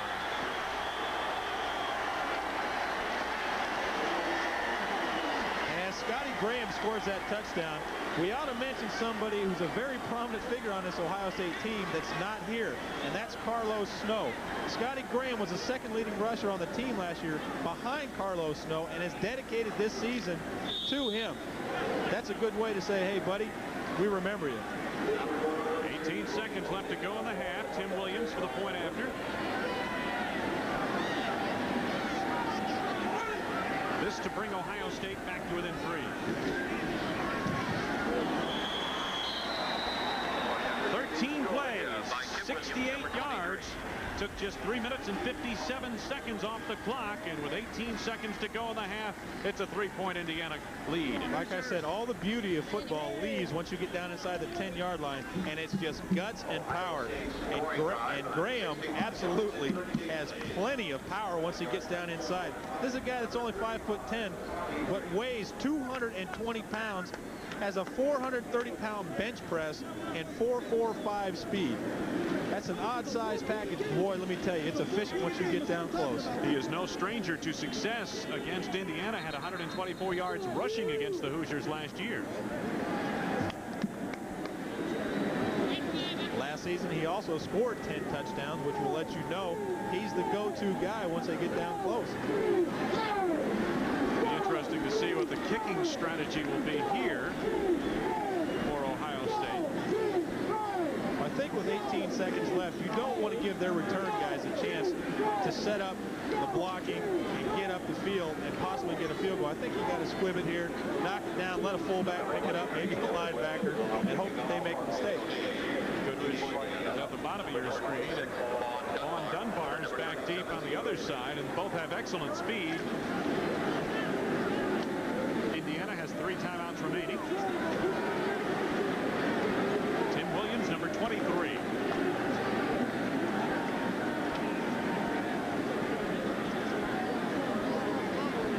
Set to restart the game for the final 18 seconds of the first half. Squib kick, picked up by the upback. Cal Miller at the 25. Miller's going to get him good field position. Out across the 40 near the 42-yard line. 12 seconds remaining to be played now. Craig Griffey, the son of Ken Griffey, in the stop of the play. 13 plays, 65 yards on that scoring drive, and Scotty Graham punched it in from a yard away. Timeout taken by the Hoosiers here. As Bill Mallory and company talk things over. You know, you started to mention that Coach Mallory, we were talking about the different influences in his career. Bob Bobby Knight is the reason, or one of the reasons, Bill Mallory came to Indiana. When the job opened up after Sam Weiss left, Ben, you started to tell us that, again, it was Bobby Knight who called Bill Mallory and told him, hey, listen, we've got an opening over here. You got to check this out. And Mallory was actually close to taking the University of Cincinnati job. He had been offered that. Talked to Bobby Knight. Bobby Knight convinced him that this would be a good place, and should he bring the football program back around, the possibilities were endless. So far, Bill Mallory has done a superior job here. Coming up later this weekend, tomorrow, matter of fact, ESPN, of course, is the first and last word for your football Sundays, NFL Game Day and NFL Primetime. Game Day at noon Eastern, Primetime at 7 p.m. Eastern. Give you a recap of the day's events. It's coming up tomorrow here on ESPN. Situation now, Indiana, 2 timeouts remaining. They have it first down to the Hoosier 42-yard line. Indiana leading 17-14. We have 12 seconds left to go in this first half of play. Well, I think right now you got to take a shot at way down the field. I don't think you can dink them or screen them, because I really don't think you're going to have time to set up. You got to launch this baby and hope that one of your guys comes up with it. Trent Green. Undershot the intended receiver, Todd Walker. Mark Pelini had the coverage. Still 6 seconds remaining. One of the things that you gain with experience is the ability to anticipate a receiver coming open. Trent Green hasn't played an awful lot of football. He's thrown 10 passes last year and only 55 coming into the game, coming into this game this year. He still is hesitant to let the ball go before the receiver breaks open. 2nd and 10. That's McGowan to the bottom of your screen. Vaughn Dunbar. Got about a yard, maybe. And that ends the first half of play.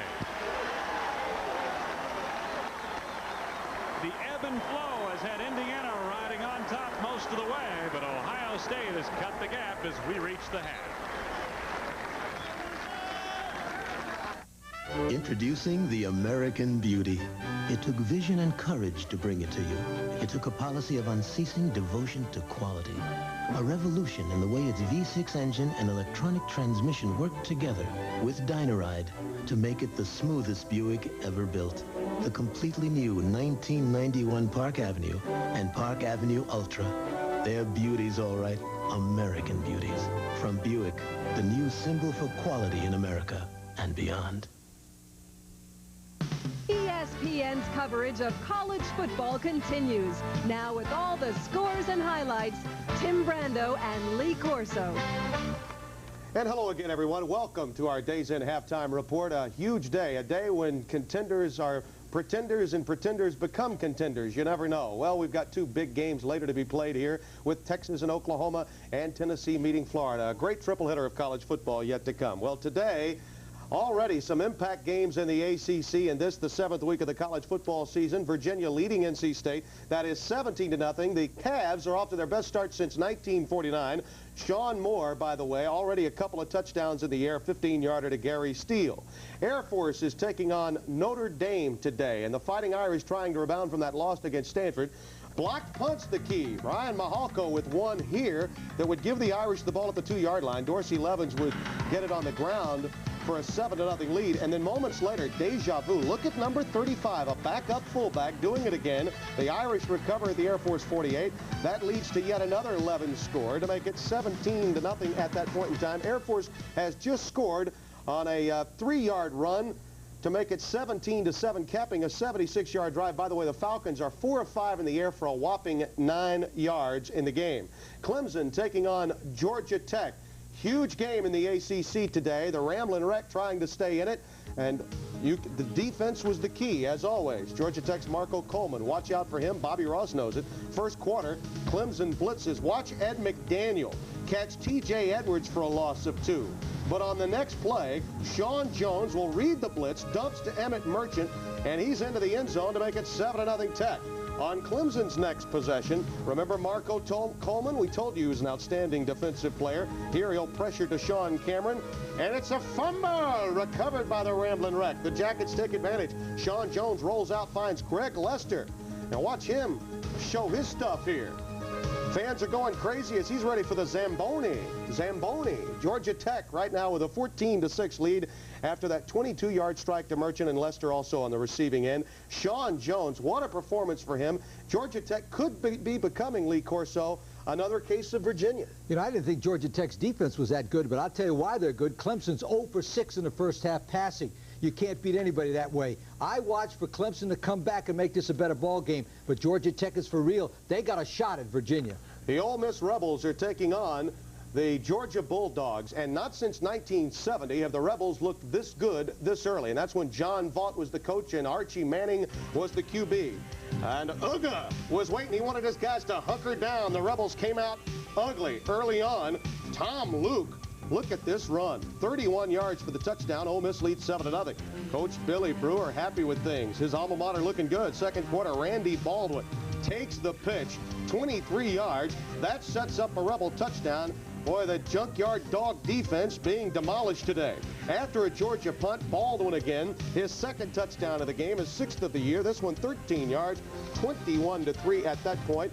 The Dogs have come up with a field goal since to make it 21-6. Now, Ray Goff is a coach that really does have some time on his hands because of recruiting, but losing 2 years in a row to Ole Miss will not make the folks happy down in dog country. There's no doubt about that. But Ole Miss is being overlooked, Lee. Overlooked. They're 4-1 now, could be 5-1 after this one. They have LSU at LSU and Tennessee at home. 2 big ball games before they can go to the Sugar Bowl. Yeah, but if you had to play one of those 2 teams at one of those spots, you'd rather have LSU on the road and Tennessee at home. So it's a good chance, a good possibility for Billy Brewer this year.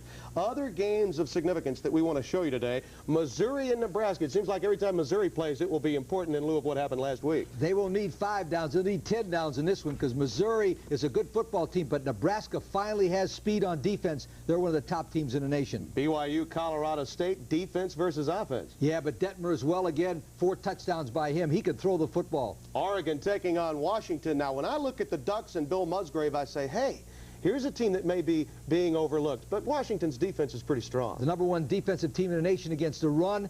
They'll beat Oregon, win the rest of their games, and go to the Rose Bowl and play Michigan. And Southern California taking on Stanford. It's been a while since Stanford had the credibility that they have today going into a game against USC. It's a great win by Dennis Green, but the honeymoon is over. You see, USC can run twice as fast as Notre Dame. They'll beat Marinovich, and USC will beat Stanford today. Isn't it amazing when you have a team that is #1 that already has a loss?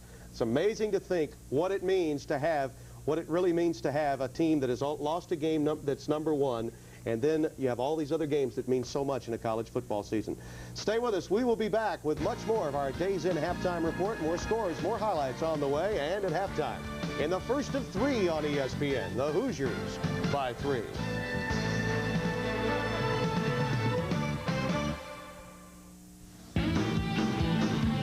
That's okay. I don't have a leisure suit. Listen, honey, if I can't pronounce it, I don't eat it.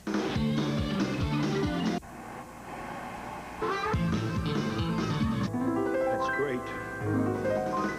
At Days, we've got what you need, including great rooms, great value at over 1,000 great locations. And that's the honest truth. Wild thing. It is a wild thing. Come and see, join in the ring. It could be queen or it could be king. You go your way and I'll go mine. As long as you just make it fine. Good times roll with the clean, fresh taste of Bud Light. It won't fill you up, never let you down.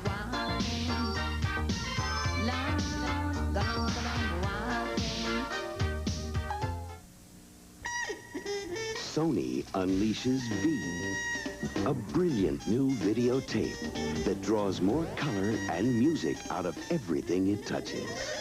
New Sony V. Imagine a rent-a-car company that delivers a car right to your door and drops you home when you return. That's Enterprise. Here, let me help you. Enterprise, a special rent-a-car company that gives you special delivery. The Days In Halftime Report is brought to you by Days Inns. Days offers great rooms, great value at over 1,000 great locations. Welcome back. I am Tim Brando. You know, Jack Bicknell would love to get as many wins as he could. You never know. He could be losing his job this year if he doesn't get enough of them. Jim Young has already declared that he is retiring at the conclusion of this season. Army Boston College today on a rainy day in the Northeast. Army punter Jason Brocky has this punt blocked deep in cadet territory by Dave Johnson. Johnson recovers for the touchdown.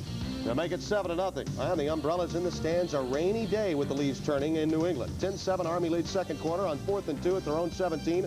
Army fakes a punt. Mike McElrath runs for 33 yards and a first down.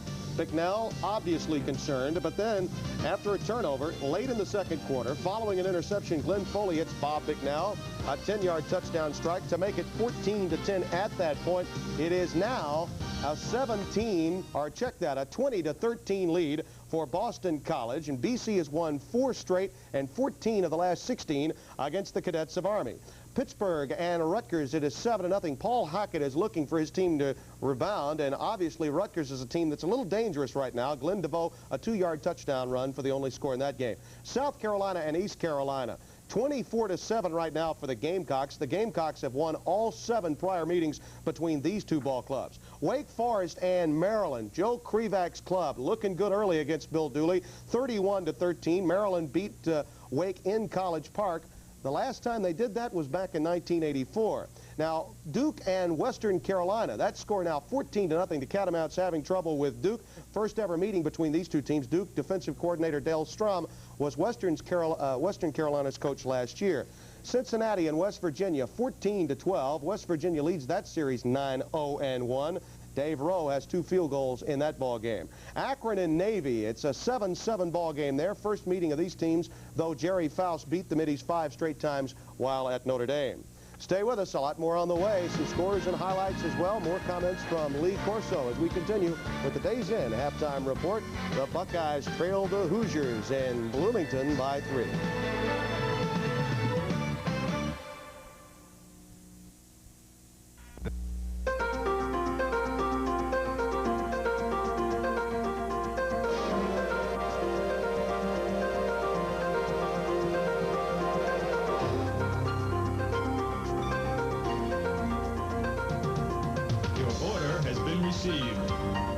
Your movie is on its way.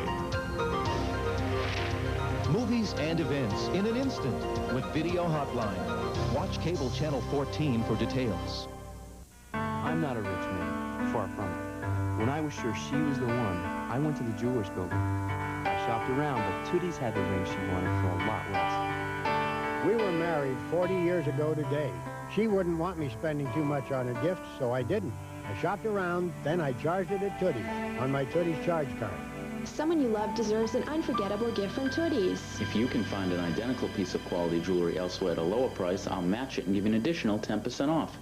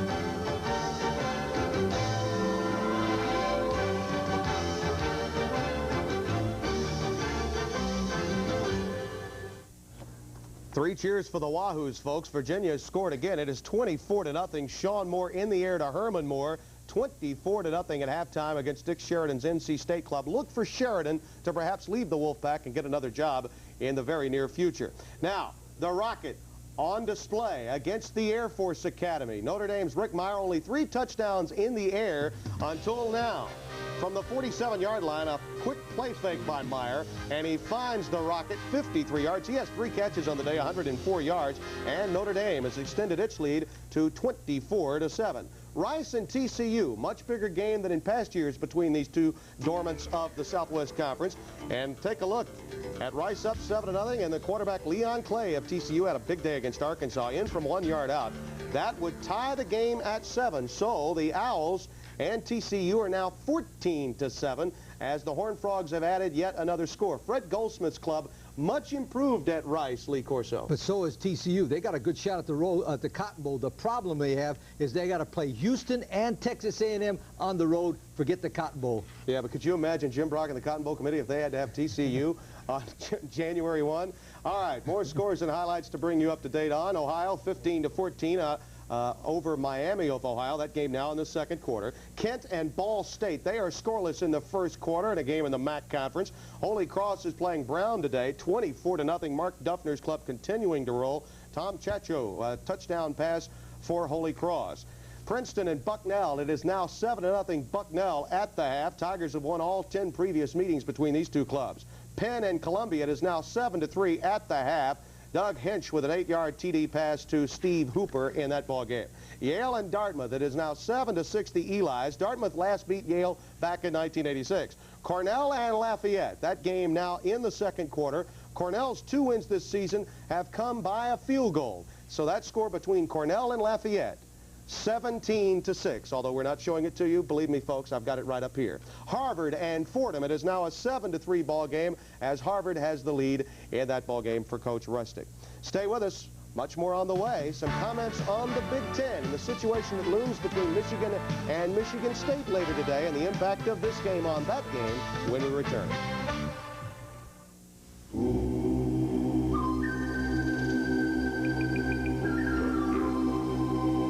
Here's something for all you truck drivers to think about. There's an oil made special for trucks. An oil with the Shell brand. Oil that protects engines when they rev their highest and work their hardest. Think any oil will take care of your truck? Think again. Truck Guard from Shell. When you're out street hiking, you better know how to read the terrain. First, trust your instincts. By all means, avoid distractions.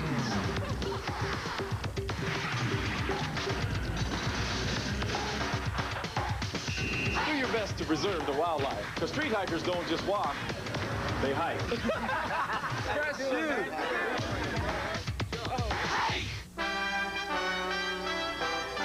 From all the states in more than 100 countries, they come to Ohio State.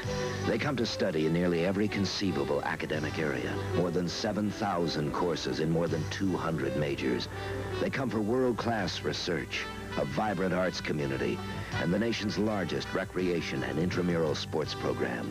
For the education, the experience, the excellence, the Ohio State University. We're going to keep it in the East now for you. New Hampshire with a 21-9 lead over Colgate. New Hampshire's Barry Barossa, an 85-yard kickoff return for a touchdown. Rhode Island taking on Maine. The Black Bears trailing 10-0. Kevin Neville, a 50-yard touchdown pass for URI in that one. Lehigh and Northeastern, it is 7-0 now. Eric Terrain, a 1-yard touchdown run in the ball game. Furman taking on Appalachian State. It is 10-3. The Paladins, a key Southern Conference tilt between those two. Richmond and Boston College, that game now in the second quarter, 14-0. Boston University, the Terriers, I should say, rather than Boston College. Delaware and Villanova. That game is now 7-0. The Blue Hens, remember, Tubby Raymond looking for that elusive career win, number 200. Connecticut and UMass, 7-6 in the second quarter. Minutemen are number 8 in the Division I AA poll coming in. William and Mary and VMI, it is 14-10 now. This is the Oyster Bowl game, which benefits the Shriners Children's Hospital. So, Lee Corso to talk about the Big Ten situation, something he knows a great deal about, having spent some time at IU as a head football coach back in the 70s. Stay with us. At halftime, the Hoosiers trying to remain the only unbeaten team in the Big Ten. They lead by 3.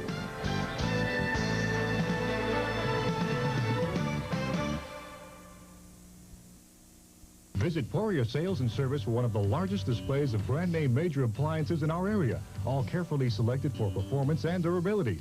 We deliver quality and many times the same day. All Maytag laundry products are on sale now to keep your wardrobe looking great. Choose from the complete Maytag line and save $30 to $50 per appliance. Our service and parts departments are here for your convenience, offering prompt home service should you need it. Sales with service. With over 42,000 products to choose from at Sargent's and Sargent's Annex, you'll need a guide to keep track of all the savings. So pick up your Sargent's flyer today and find unbelievable anniversary sale prices like these. Magic Chef washing machine, $299.99. Polaroid 3-pack video cassettes, $850. Omega bath cabinets, 1/3 off. Custom cut window shades, $299. We've got everything you'll ever need and more. Sargent's and Sargent's Annex. Preparation. Determination. Setting your goals. Preparing to win. The simple fact is, if you're not ready to run the race, you can't come in first. Indiana University believes in preparation, the setting of goals. It leads to excellence. Don't forget the Sooners and the Horns, the Cotton Bowl. My State Fair is a great state fair. That's the State Fair game. Coming up later.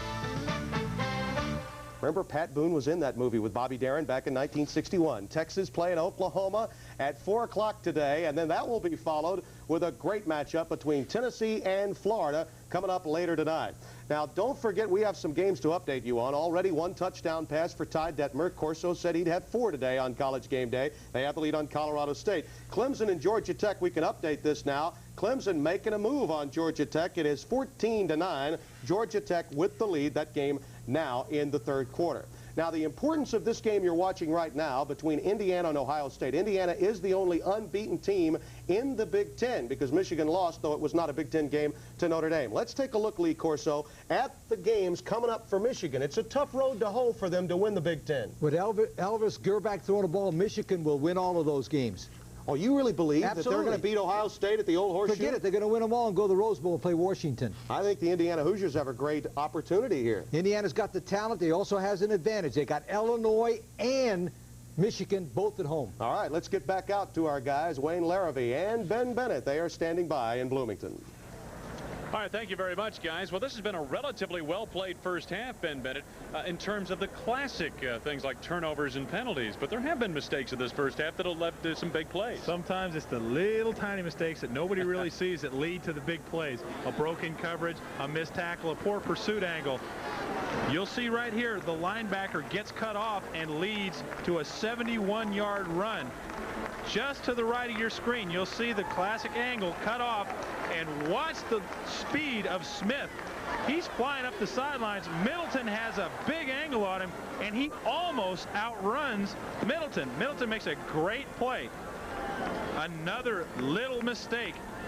One of the free safeties bites up on the play action fake, allowing Rob Turner to run past him up the sidelines. The important thing on this play, watch the little assist from Thomas at the end. Turner's got a big gain. Boom! Now he's got a touchdown. Take a look at the stats of the first half of play. Look at that rushing yardage. Indiana, a smaller team, has hung in very well and held their own and then some against Ohio State. The one turnover by Indiana. The passing, not much of a factor in this ball game thus far. It's been big plays on the ground. There have been a couple of big plays through the air, but for the most part, it's been a typical Big Ten type game. They've gone at each other on the ground for the ball. Played first half, Ben Bennett, in terms of the classic things like turnovers and penalties. But there have been mistakes in this first half that have led to some big plays. Sometimes it's the little tiny mistakes that nobody really sees that lead to the big plays. A broken coverage, a missed tackle, a poor pursuit angle. You'll see right here the linebacker gets cut off and leads to a 71-yard run. Just to the right of your screen, you'll see the classic angle cut off, and watch the speed of Smith. He's flying up the sidelines. Middleton has a big angle on him, and he almost outruns Middleton. Middleton makes a great play. Another little mistake.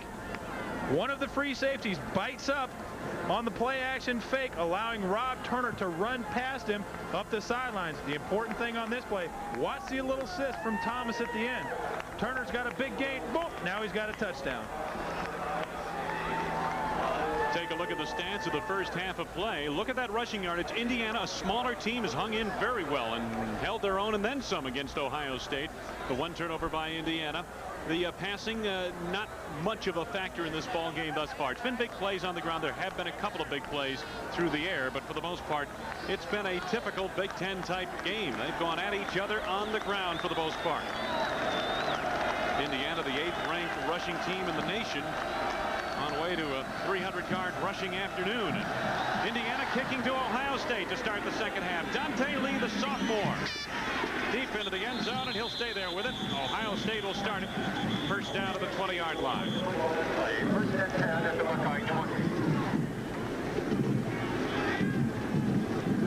Ohio State led by their veteran quarterback, Greg Fry, who's played well here today. Talking with the coaches from Ohio State yesterday, they think that Greg Fry in the last 6 quarters of football has finally come back to the type of quarterback that they believe he can be. Although he had 4 interceptions last week, only one of them was critical and was made because he had a bad decision. Fry, the senior from Cincinnati, 4th all-time in the OSU passing list. Robert Smith. Again, good pursuit to the ball by Indiana. Dave Ane. Begin from the secondary. John Miller from the linebacking corps collaborate on the stop. And Ane's getting up very slowly. He had bodies roll into his legs. You see the little limp there. Actually, it's also John Miller. John Miller shaking up. Ane and Miller both limping a little bit. Pick up of a yard on that play. Bill Mallory looks on from the Indiana sidelines. He had some great teams at Colorado back in the early 70s, Ben. Second down.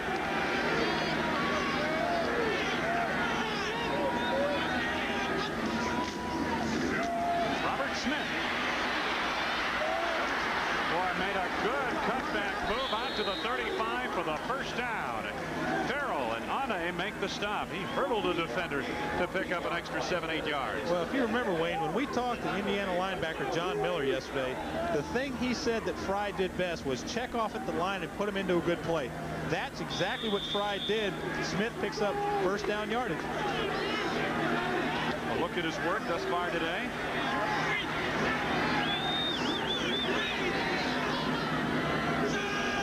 From the Buckeye 35. Play action, Fry. Going for it all to Graham. Touchdown!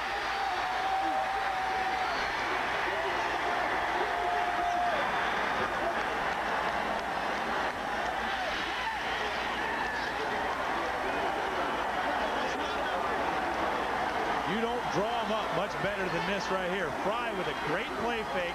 Graham with a great pattern. And it all just comes together. Boy, this is beautiful. We mentioned what a good ball handler Fry is. You see him set up. He looked first at the square end. When the safety broke up, he knew Graham would be all by himself in the secondary. Look at the speed to run away from Mose Richardson. Although Richardson's a freshman, he is a super cornerback. Watch Fry's reaction. He knows it. He's got it. And now it's time to congratulate. You know, about the only way to describe the feeling of throwing a touchdown pass like that is if you're a golfer and you get out and you know you chop them into the woods, but you hit that one sweet drive about 275 right straight down the middle of the fairway. That's what it feels like. That quick drive, 65-yard touchdown reception by Jeff Graham has given Ohio State its first lead of the afternoon. The big key to that play, you can put it right on Greg Fry's decision-making abilities. When he goes back to pass, you'll see him step up into the pocket. Then you'll see him start to pull his hands apart right there. Then he looks up top and sees that the free safety had broken up to take away the square in which he had hit earlier. Double clutches, throws it over the top. Graham just runs it away.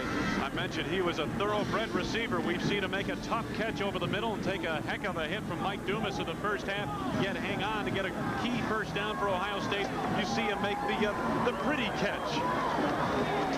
Right there, the painless catch, let me say. And to tell you what a great athlete this guy really is, for 2 years, he was all-state in both football and basketball. That's not all conference, that's not all city, that's all state in 2 sports in 2 years. Jeff Graham on the left of your screen, number 8, Bobby Olive, make quite a tandem in the Ohio State receiving corps. This receiving corps for Ohio State, Graham and Olive, Stabline and Edwards, many feel is the best group of 4 at wide receiver Ohio State has ever had. I think they've got an argument there. Tim Williams getting set to restart the game. That big pass play put a hush over this homecoming crowd here in Bloomington. Williams, short kick, but good leverage into it. Goodrich looking up into the sun, muffs it. Goodrich recovers and gets about 6 yards out near the 20-yard line. Steve Goodrich, a sophomore from University City, Missouri. Cedric Sanders made the stop on the play. You know, Wayne, coaches throughout the years have always coached again and again and again. The first 3 minutes of the second half set the tone for the rest of the game. That's any indication the first minute and 20 seconds, Ohio State's going to be on fire. Indiana needs to counter with a good time-sustaining drive here. First down from the 20.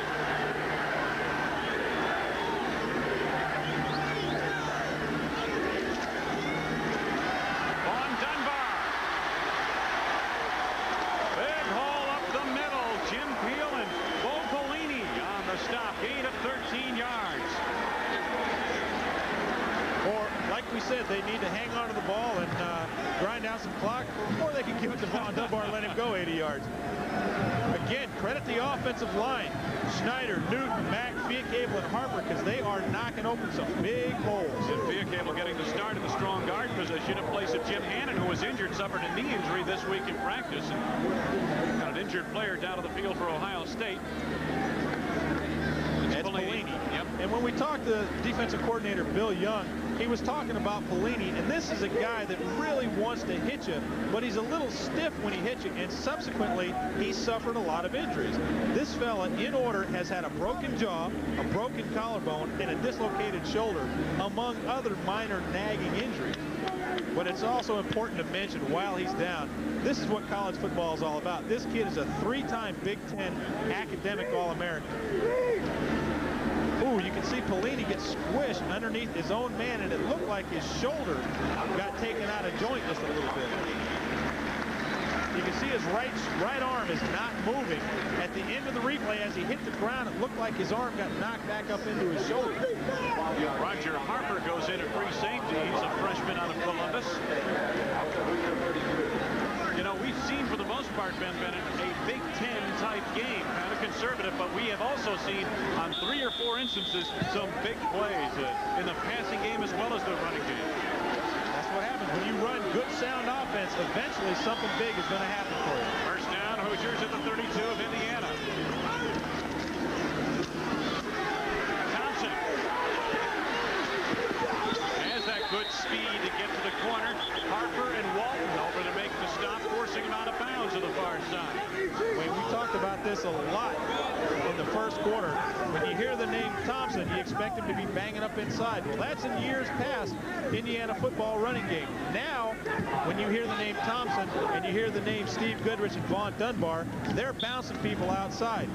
Watch the face mask at the very end get grabbed there. No penalty called, though. No call. 5. Second and 5. Got away with one. Dunbar, not much there. Maybe a yard. Williams made the stop. There is Bo Pelini on the sidelines. He wants to go back in, and he's going to. Wayne, that's the great thing about college athletics. These kids want to play football. They want to play basketball. Sometimes they might play through injuries, but these are the guys that you want on your team that you just can't keep off of the field. It's a 3rd down and 4. Gowan in motion.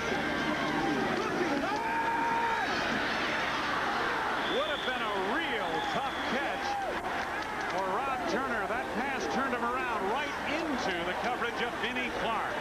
That's an interesting call in that we talked to George Ballou, and he said that Green doesn't have the strength to throw that pass effectively, and yet they've run it 3 different times today. Ohio State, Jeff Graham, number 84.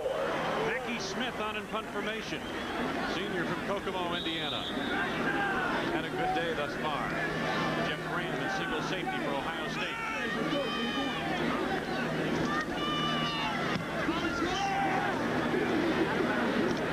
This one sails out of bounds.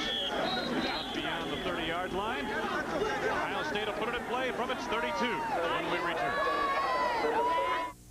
Who can you trust these days to take care of your car when it starts shaking?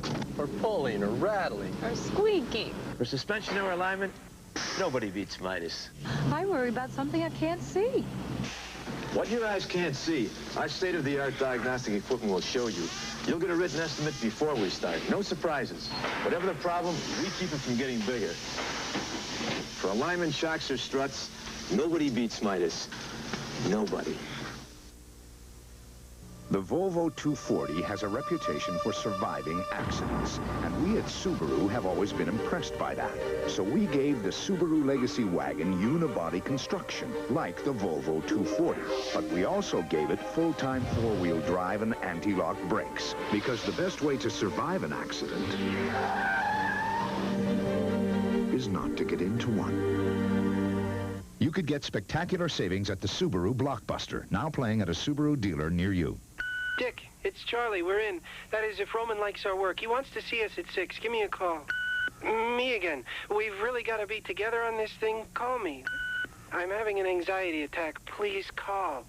Come on, Dick, buddy, pal, Dick. Answering machines have always done a great job of taking messages. Unfortunately, we've yet to find one capable of answering them. Panasonic cellular phones, because sometimes the best answering machine is a person. Dick, you're a real... ESPN's College Football Saturday, Ohio State and Indiana, is brought to you by Subaru. We built our reputation by building a better car. And by LA Gear, unstoppable in performance fashion footwear. Wayne Larrivee, Ben Bennett. That's a look at the Ohio State offense led by Greg Fry. Been a super ball game on a gorgeous day for college football here in Indiana. Hoosiers led much of the first half. Ohio State grabbing the lead in dramatic fashion. 65-yard touchdown pass at the outset of the third period. Now the Buckeyes first down of the Ohio State 32.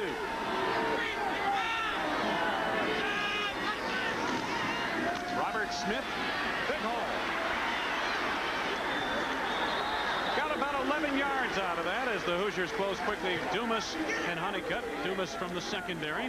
Let's get down to the sidelines and David Furch. Dave? Thank you, Wayne. A couple of injury updates. Ohio State's Jeff Ellis, who caught that touchdown, will not return. He has a sprained ankle. On Indiana's side, Mike Middleton also has a sprained ankle. He will not return. Ironically, Middleton a couple of weeks ago went down with a heart spasm. He collapsed, was hospitalized, but it's not the case this time. It's an ankle injury for Mike Middleton. Let's go back upstairs now, Wayne and Ben. Give to the fullback on the belly play up the middle.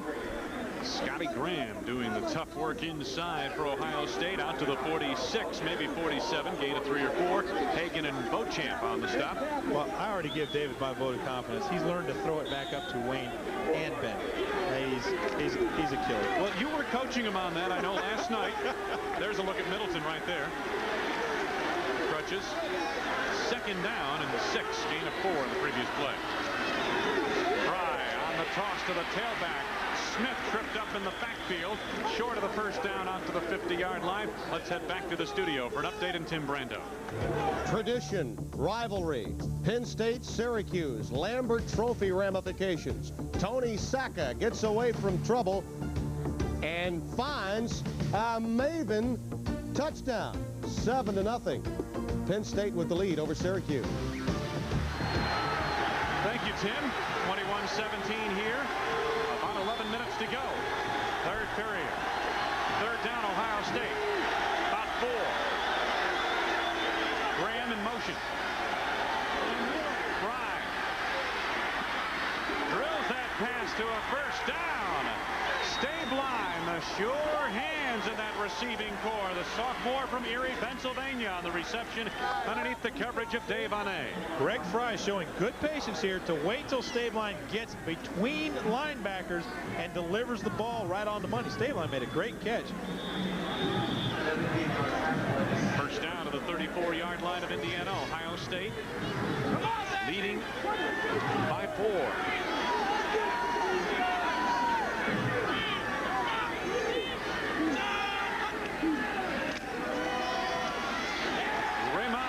Was met by a posse at the line, may have lost a yard. Paul Williams led the way from his nose tackle position for Indiana. He was the first to arrive on the scene. Second down and 11 coming up. Ben, the more you watch the second half especially, the more you get the feeling the power of Ohio State may be wearing down the smaller Hoosiers. At least at this point it appears that way. And you almost feel like that 12th man, old Mo Benham, has put on an Ohio State Buckeye jersey right now. Things are really moving well for them. Second and 11. Raymond Harris brought down close to the first down to the 25-yard line. Feared he got 10 yards. He's about a yard short. Dumas made the stop from his free safety position. The offensive line, the size and strength you mentioned, you can see him just moving Indiana out of the way. Raymond Harris, after the big week last week, picking up right where he left off. 3rd and 1, Ohio State. They call Raymond Harris the quiet storm. He doesn't really say much, but boy, he will strike you like lightning. As big a 3rd down play for the Indiana defense as it is for the Ohio State offense.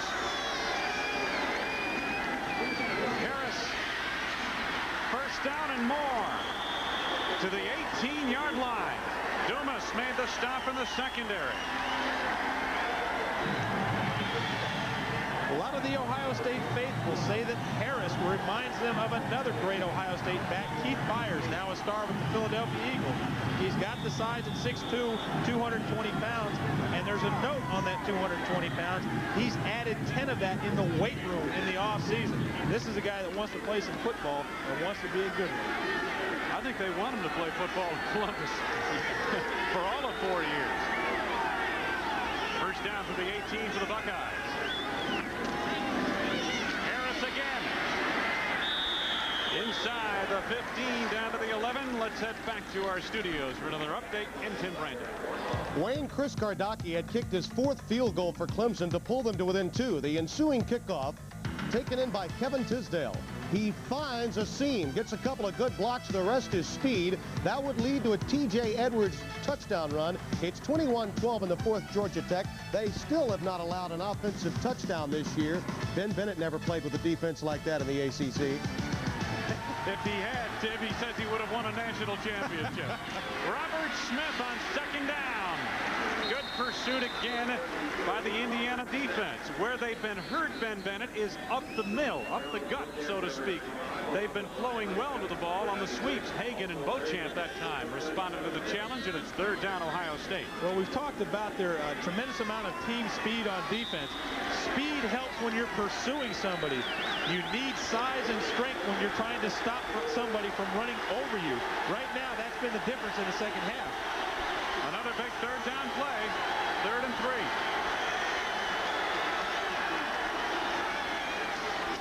Play action, Fry. Under pressure now. Pass off the mark at the goal line. Intended for Rich Huffman, the tight end, and he was well covered downfield by Harry Wardlow. Wardlow did a super job of staying with his man the entire time Fry was scrambling around. That's very difficult to do. If you give a quarterback more than about 3 seconds to throw, receivers normally will break open, and Wardlow battled in the corner the whole time. Watch the amount of time Fry has back here to throw the football. Makes the play fake. He's looking for Graham to the corner, but Graham's covered. He comes back, scrambles around, and looks and looks. Finally, he throws it. You can see Wardlow tangled up with his man down in the corner. 29-yard field goal by this man, Tim Williams. And he's got it through the uprights, giving the Buckeyes a 7-point lead with 7:14 left to go in the third.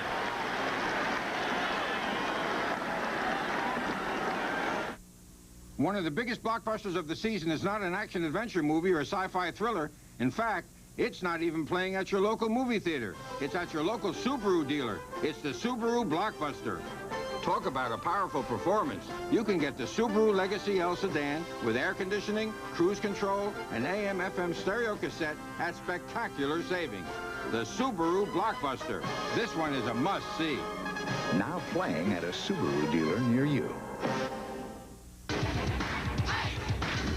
When you're out street hiking, you better know how to read the terrain.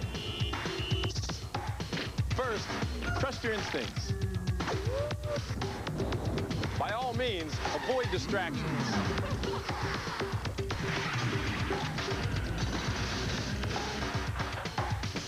Do your best to preserve the wildlife, because street hikers don't just walk, they hike. Fresh shoes. Sony unleashes V, a brilliant new videotape that draws more color and music out of everything it touches. New Sony V.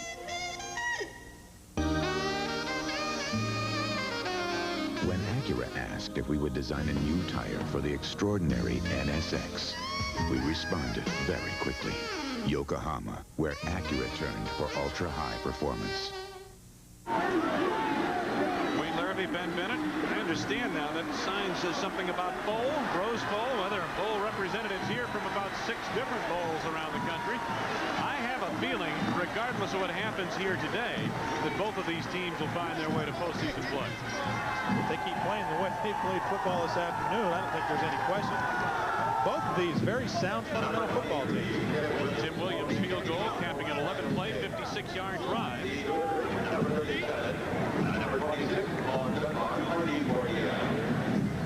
Ohio State now leading by a full touchdown, 24-17. Buckeyes, trailed by 10 at one point in the first half of play. Twin safeties back deep to receive this kick from Williams. Even though to this point it's been all Ohio State, Indiana has to realize they're only a touchdown down. They're one good drive away from being tied. Well, that last play on third down to the goal line. Pass to the goal line may loom large as Indiana contained Ohio State to just a field goal. Big emotional burst. Goodrich muffs it again. Gets it back to the 14-yard line. I'll tell you what, he's looking up into the sun, if I'm not mistaken. That may make it a tougher play than usual. Ryan Cook, the stop for Ohio State. Bill Mallory concerned, obviously, about his return man who's muffed 2 in a row. It's hard enough to catch those things when you know you've got 11 guys that are programmed to take your head off of your shoulders. You add in the fact that you've got to look into a glaring sun, it makes it all the more difficult. 14-yard line, Hoosier territory. Indiana trailing by 7. 7:07 to go, third period.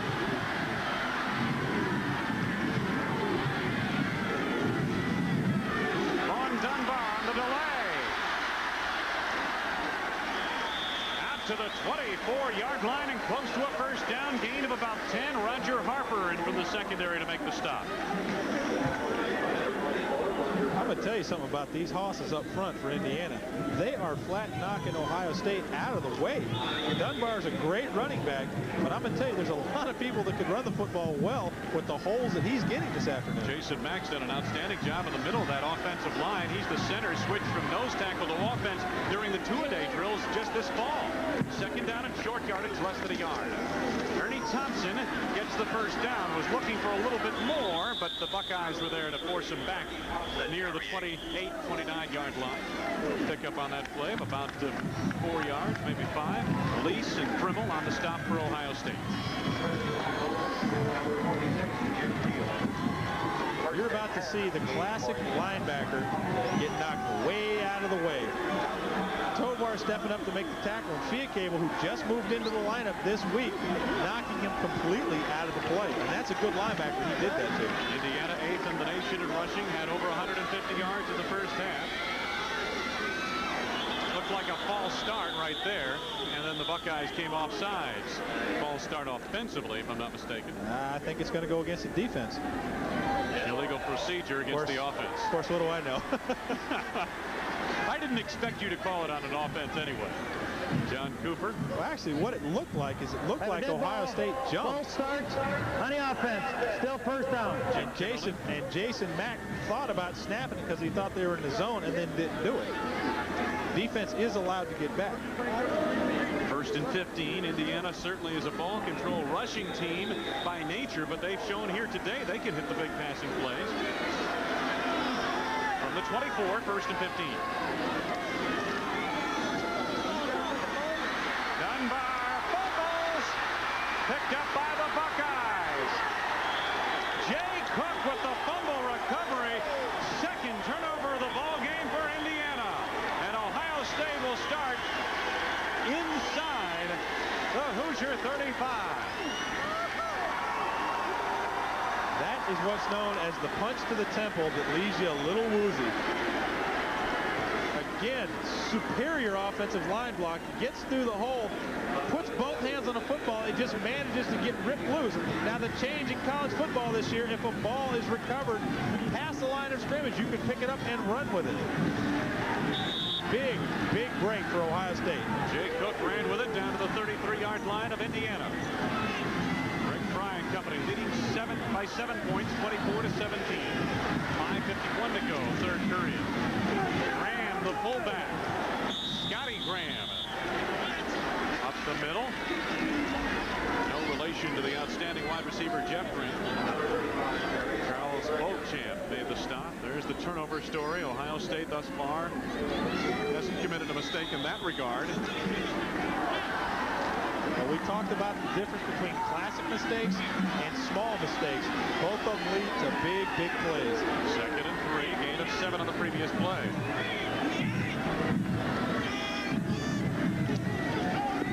Fry off play action. Stabline, and the pass off the mark. Stabline was open. Let's head back to the studios and Tim Brando. The tie watch continues in Provo. Here is Detmer with his second touchdown aerial to Mike Solito. His second TD pass of the game, 16th of the year. Corso predicted 4 today on College Game Day. He appears to be well on his way. Back to Wayne and Vic. Well, he got 2 in the first half. He gets 2 more in the second half, and I believe that adds up to 4. I'll check my math with the computer, though.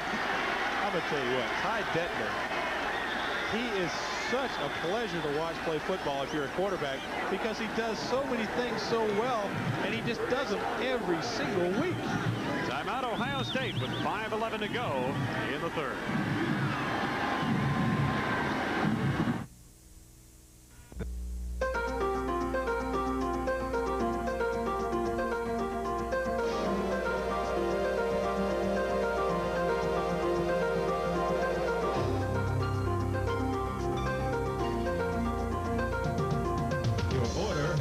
Your movie is on its way.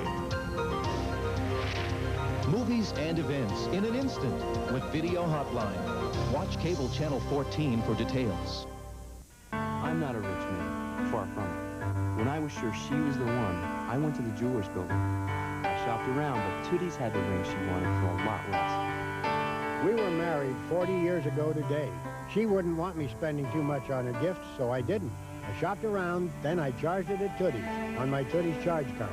Someone you love deserves an unforgettable gift from Tootie's. If you can find an identical piece of quality jewelry elsewhere at a lower price, I'll match it and give you an additional 10% off. Singletary hits hard, but not like the hard-hitting football news on ESPN's Emmy Award-winning NFL Game Day. The team of Berman, Axtell, Jackson, Edelstein, and Deichmann hit the air each Sunday.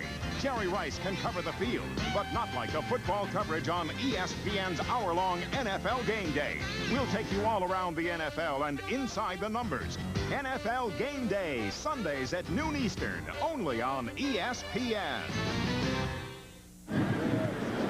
Wayne Larrivee with Ben Bennett. Pleasure to be joined by Archie Griffin, of course, the 2-time Heisman Hyphy winning running back at Ohio State. Archie, welcome to the telecast. Oh, it's a pleasure to be with you. Ohio State facing a third down. About 3 yards to go at the Indiana 26. Graham in motion. Fry. And to pull it back, he's going to get a first down and more. Out of bounds to the 18. 18-yard line. The breakdown, unable to find an open receiver, and Greg Fry ad-libs for about a 5-yard gain and a first down. Wardlow forced him out. And that's a great play for Ohio State for 2 reasons. One, nobody was open, and Fry didn't try to force it in. Both times he wanted to throw, he pulled it down. The second part is he manages to pull the football down and scramble ahead for first down yardage. That's a good play right there. Keeps the Buckeye drive alive at the 18-yard line of Indiana. Ohio State leading by 7, late third period. Fullback Raymond Harris. He is a bull for about 9 yards inside the 10 to the 9. And what better authority to give us his opinion on running backs than Ohio State superstar Archie Griffin. Archie, tell us a little bit about your impressions about Robert Smith and Raymond Harris. Well, I think we've got some outstanding running backs out there playing today. Robert Smith, he's a true freshman, and he just does an outstanding job. Great speed, and he can get around the corner. Just does an outstanding job. Second down, short yardage situation. Harris plows forward, gave Chris McCoy a ride. Inside the 10, once again, got back to the line of scrimmage. John Cooper's team facing another third down, this one being a short yardage type situation. Well, Archie, I'll tell you, you look at this day, this kind of a day, what else would anyone want to be doing at a college football game? There's nothing else to be doing on a beautiful day like it is today. It's just a tremendous weather, and everything's going great right now, especially for the Buckeyes. Third down at about 2. Graham again in motion. Fry off play action. Fry lets it go over the middle, and it's incomplete.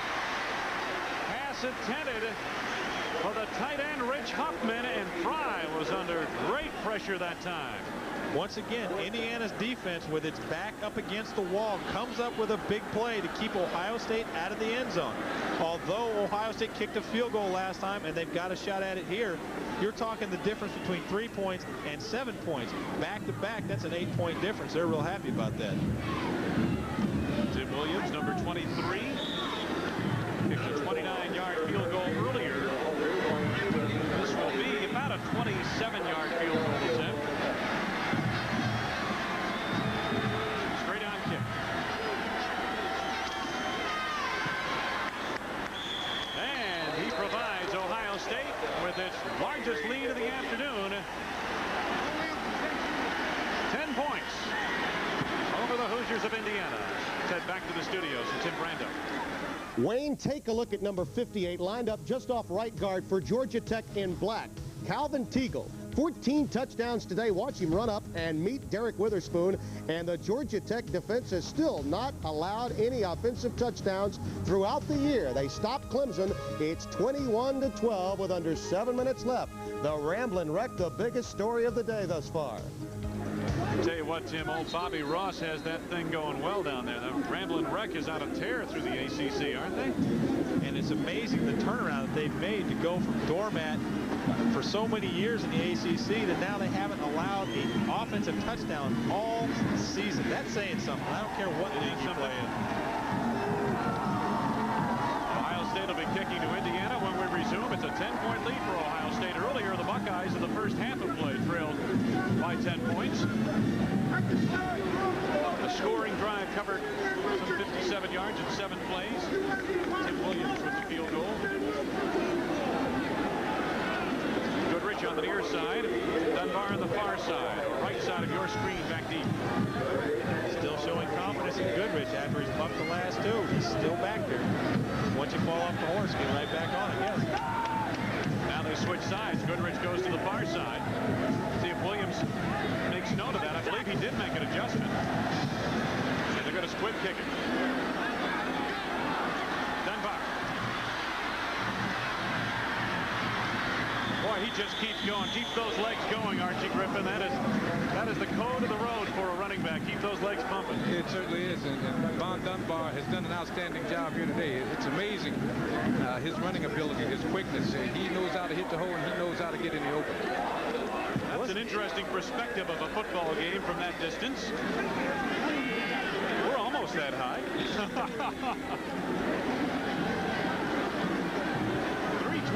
go. Third period. Indiana now trailing by 10. Turner in motion.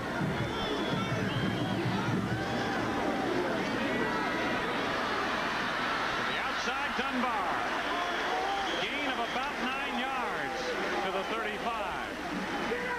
Tovar made the stop on the play. Besides running the football hard, one of the things I'm most impressed with about Dunbar is that he sets up his blocks well, and that's an important facet of being a running back. Of course, I'm not telling you anything you don't know. Well, he sets them up well, and he follows them well. I mean, he knows how to pick the hole once they open up. Archie, is that an instinct type thing, seeing the hole and going to it? I think it is. That's not something you can teach. Second down and 1. Moves the pile forward for the first down.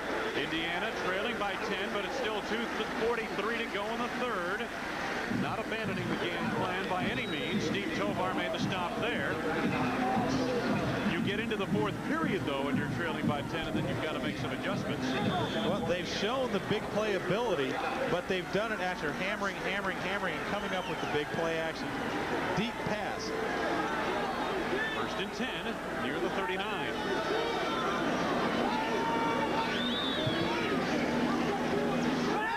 Green on play action. Turner is open. 35-yard line of Ohio State. Well, you hammer, and then you bring on the power saw. I'm going to have to thank Coach Mallory, because as soon as I say something, boy, he puts that baby right in the playbook. You can see the play action fake to Dunbar, which holds the linebackers. Rob Turner running wide open to the corner pattern. Good cut. Turns around Tim Walton. There's Turner on the sidelines, veteran wide receiver. First down to the 35-yard line of Ohio State for Indiana. Trent Green on the option keeps it. Green has to cover that football and picks up a couple of yards inside the 35 to the 33. Alonzo Spellman responding on the tackle. And Archie Griffin, I know you followed Alonzo Spellman's career very closely from your perch in Columbus. This is a very talented young man who's making a move to the defensive line. Yes, he is very talented, and he's done a very good job today. He's pressured the quarterback, and he's done a good job on the option. Second down, 8 yards to go now for Indiana. There's Spellman, 99.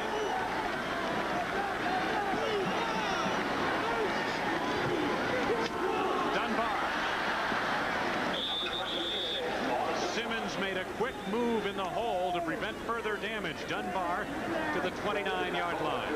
Well, speaking of your perch in Columbus, tell us a little bit about what you're doing back with the Ohio State family these days. Well, I'm an assistant athletic director at Ohio State, and I've got responsibilities in external affairs, meaning fundraising and those other types of affairs that are outside the actual operation. Football, basketball, baseball, so forth. 53 seconds to go in the third. Indiana trailing by 10. Third down. Up 4. Dunbar, at last effort, may have gotten him the first down. Inside the 25, near the 24. Fribble on the stop for Ohio State. John Cooper directing traffic again. Doesn't have quite the defense in place that he feels he'll have here in the next couple of years. Illegal procedure, the call on Indiana. There was a penalty marker down on that play on the far side. One of the few yellow hankies we've seen on the green as of this afternoon. With illegal procedure, we have 6 men on the line of scrimmage against the offense. And that's the kind of penalty that hurts more than the 5 yards, because you've got a drive going, you've picked up the first down. Now instead of 1st and 10 inside the 25, you're 3rd and 10 back at the 35. Coach Mallory not at all happy with that call. So it's down to 3rd down. But now about 9 yards to go. Well, here's a situation where I think you have to give Trent Green the opportunity to get outside and look short. Although you've got 10 yards to go, you don't have to throw the ball all the way downfield. If you can hit a tight end in the hole, if you can hit a back in the flat, they can turn up and gain the yards that they need for the first down without making Trent Green have to make a risky throw downfield. Here it is, 3rd down and 9.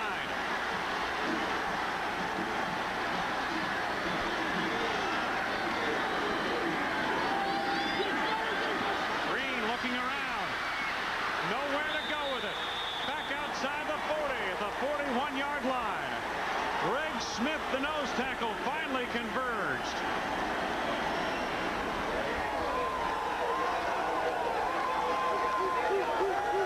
The tight end we spoke of, 6'4", 250-pound Todd Walker, trying to work into the middle. Gets down, but you can see he's bracketed. Got a player over the top and a player underneath. And when Green was forced to scramble, he couldn't see anything. 3rd period has come to a close. Archie Griffin, thank you so much for gracing our telecast today. Well, Wayne, thank you all for having me here. I certainly appreciate it.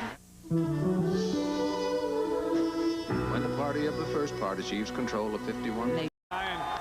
Those who have made the trip over from Columbus have a lot to cheer about as we begin the 4th period of play. Ohio State outscored Indiana 13-0 in the 3rd quarter. Indiana forced into punt formation. Mackie Smith is on. Graham back in single safety. Jeff Graham. Mackie Smith going for the corner of the coffin. Not going to get it. So it'll be first down. Ohio State for the 20-yard line. When we resume, let's get down to the sidelines and David Furch. David? Well, gentlemen, what homecoming telecast wouldn't be complete without an interview with the homecoming queen? This year, it's Mikey Bronicky from Downers Grove, Illinois. First of all, congratulations. And I guess what kind of talent does it take to become a homecoming queen? It's based on scholarship and campus and community involvement. Now, last night at the parade, and you didn't kiss that pig, did you? No. I was at the carnival, though. Got kidnapped.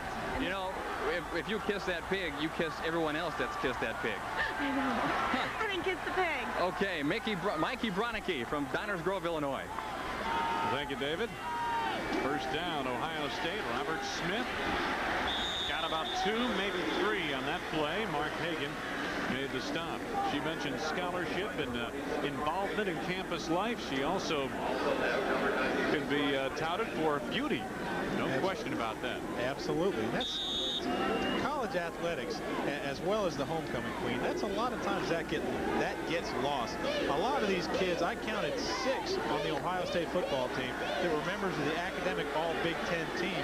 They get involved in their communities. They work with a lot of the kids, but that's not good press, so that never get printed. Ohio State leading by 10 with a second down at about 7. Fremont Harris gets a block from Klein, but right there to put him away, Charles Beauchamp trailing the play. It'll be third down coming up for Ohio State. Let's head back to the studio and Tim Brando. Georgia Tech's defense finally wilts. Deshaun Cameron on the option after a Georgia Tech fumble. The storyline here, Georgia Tech's offense not coming through. Sean Jones being stymied in the 4th quarter. Just over 3 minutes left. Georgia Tech still by 2 in a pivotal game. Back to Wayne and Ben. Tough game down there in the ACC. I tell you, Clemson reminds me so much of Oklahoma because they just have waves and waves and waves of tremendous athletes. 3rd and 6 Buckeyes from the 24 of Ohio State.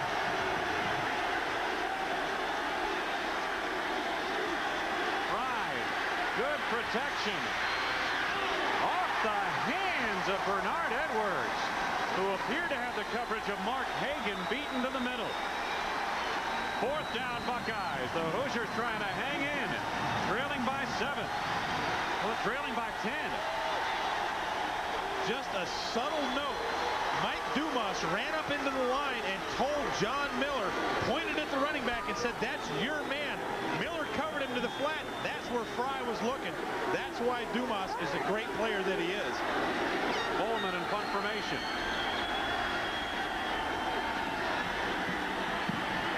Line drive kick to Rob Turner.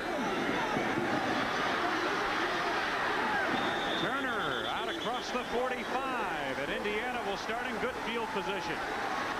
Rich Huffman made the stop for Ohio State. 13:07 to go. Look into the sleek design of the Sterling 827 SLI, luxuriously appointed with handcrafted wood, rich in supple Connolly leather. And right now, a Sterling 827 SLI is a most prudent investment. British performance and athletic handling with the finest, most affordable financing starting at 0%. Or lease a Sterling SLI with maintenance included at no charge. No matter how you look at it, it's time to see what it's like to drive a Sterling SLI. We are entering a whole new era, the decade of positive change. Around the world, organizations have realized that you cannot intimidate human beings into productivity. The key is to let people do what they do best, whatever way works best for them. At the same time, fundamental principles of mass production give ordinary people access to powerful technology. That which was affordable to the few becomes available to the many. Mass production becomes mass productivity. The Industrial Revolution meets the Age of Enlightenment. The walls have come down. Opportunity has gone up. And your only limits will be the size of your ideas and the degree of your dedication. People, this is an exciting time to be alive. ESPN College Football Saturday, Ohio State at Indiana, is brought to you by Budweiser, Beechwood Age for that clean, crisp taste. This Bud's for you. And by Sony, bringing people the most entertaining ways to entertain themselves. Wayne Larrivee, Ben Bennett, our sideline reporter, David Furch of Indiana out of the journalism school. Ohio State trailed by 3 at the half. They trailed by as many as 10 points in the first half. They outscored Indiana 13-0 in the third period. They enjoy a 10-point lead now. The Hoosiers trying to get right back in it with 13:07 to go in the game. First down, Indiana. Trent Green over the top. Rob Turner! Holy smokes!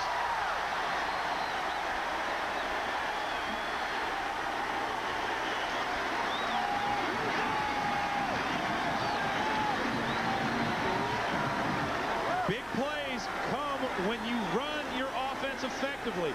Play action has worked all day because Indiana has run the football. Watch the catch. Turner turning all the way around. This is high and behind. This is the hardest catch in the world to make. And then you add in the fact that he's getting pelted as soon as he catches it. Super individual effort. 28-yard gain to go. Ohio State 26 on Dunbar for about 3.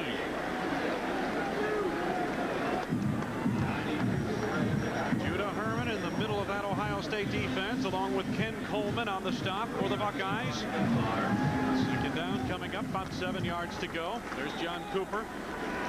You know, Wayne, you mentioned Judah Herman. This guy has an amazing statistic. In high school, he had 578 career tackles and a national high school record of 279 in 1 year. Turner in motion. Cal Miller getting to the outside, not able to turn the corner. Cook was out in front of that play. Brian Cook, and Jason Simmons was also there. Number 91. Loss of about 2. Now make it a loss of 1 as they mark it at the 24. Interesting that they would try to run Cal Miller to the outside. He's not the fullback that has the speed. Ernie Thompson is the player that should be running the football in that situation. Cal Miller much more the banger up in the middle. We haven't seen much of Ernie Thompson in the second half. Third down, Indiana. Turner in motion. Green with a blitz on. They pick it up well. McGowan now. First down inside the 15 of Ohio State. Foster Park delivered the blow. When you've got one guy that's been killing you all day, you're going to put a lot of bodies on him. Triple coverage on Turner. You can see in the middle as the ball went zipping past. That leaves single coverage on the outside. You'll see what I'm talking about right here. 1, 2, 3 guys. Hoosiers pick up a big first down. Just inside the 14-yard line of Ohio State. Indiana trailing by 10. Dunbar. Tripped up, I believe, by Ken Coleman as he made his way off the left flank of the offensive line. Gain of about 2, maybe 3 yards. Walton and Bellini were there. 3-yard gain by Dunbar. There's Bill Mallory. This team, his team right now is in foreign territory in terms of game situation this year, Ben. Well, in their previous 4 games, they've been way out in front, and they haven't really had to gut it up in the 4th quarter. Now they're down 10 points against the best team that they've played this year. This is going to be a real gut check right here. 2nd down. Dunbar inside the 10 to about the 8-yard line. Alonzo Spellman, the interior portion of that Ohio State front line, made the stop. 3rd down again coming up for Indiana. It was interesting for me to see how impressed Archie Griffin was with both of these running backs, and especially Vaughn Dunbar. And when a player of his magnitude, with 2 of those little bronze football players on his mantle, is impressed with a player, that's saying something. 3rd down.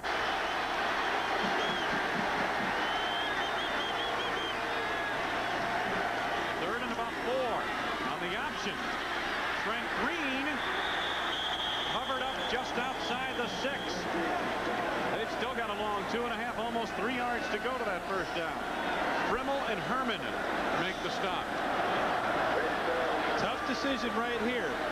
Think you're going to have to call well, there it is. I get ready to say you have to call timeout to think it over. 9:25 to go. Cooper and company leading Mallory and friends by 10.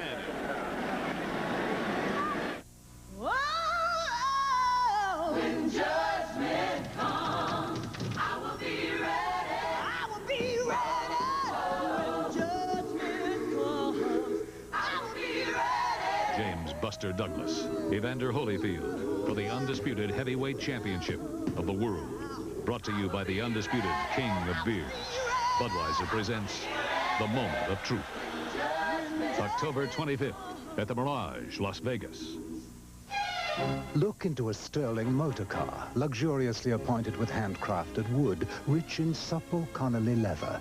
And right now, a Sterling is a most prudent investment. Decidedly British luxury and performance with the finest, most affordable financing, starting at 0%. Or lease a Sterling with maintenance included at no charge. No matter how you look at it, it's time to see what it's like to drive a Sterling.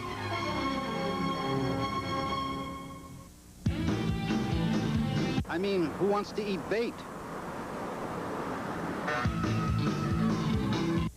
Wasn't he the guy that got his head cut off? What are crumpets? Come on, you whip. Come on. At Days, we've got what you need, including great rooms, great value at over 1,000 great locations. And that's the honest truth.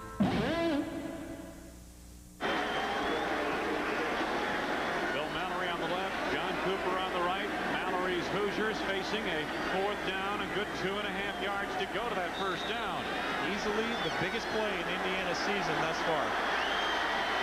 From the 6-yard line of Ohio State. I wonder if they'll try to draw him off sides.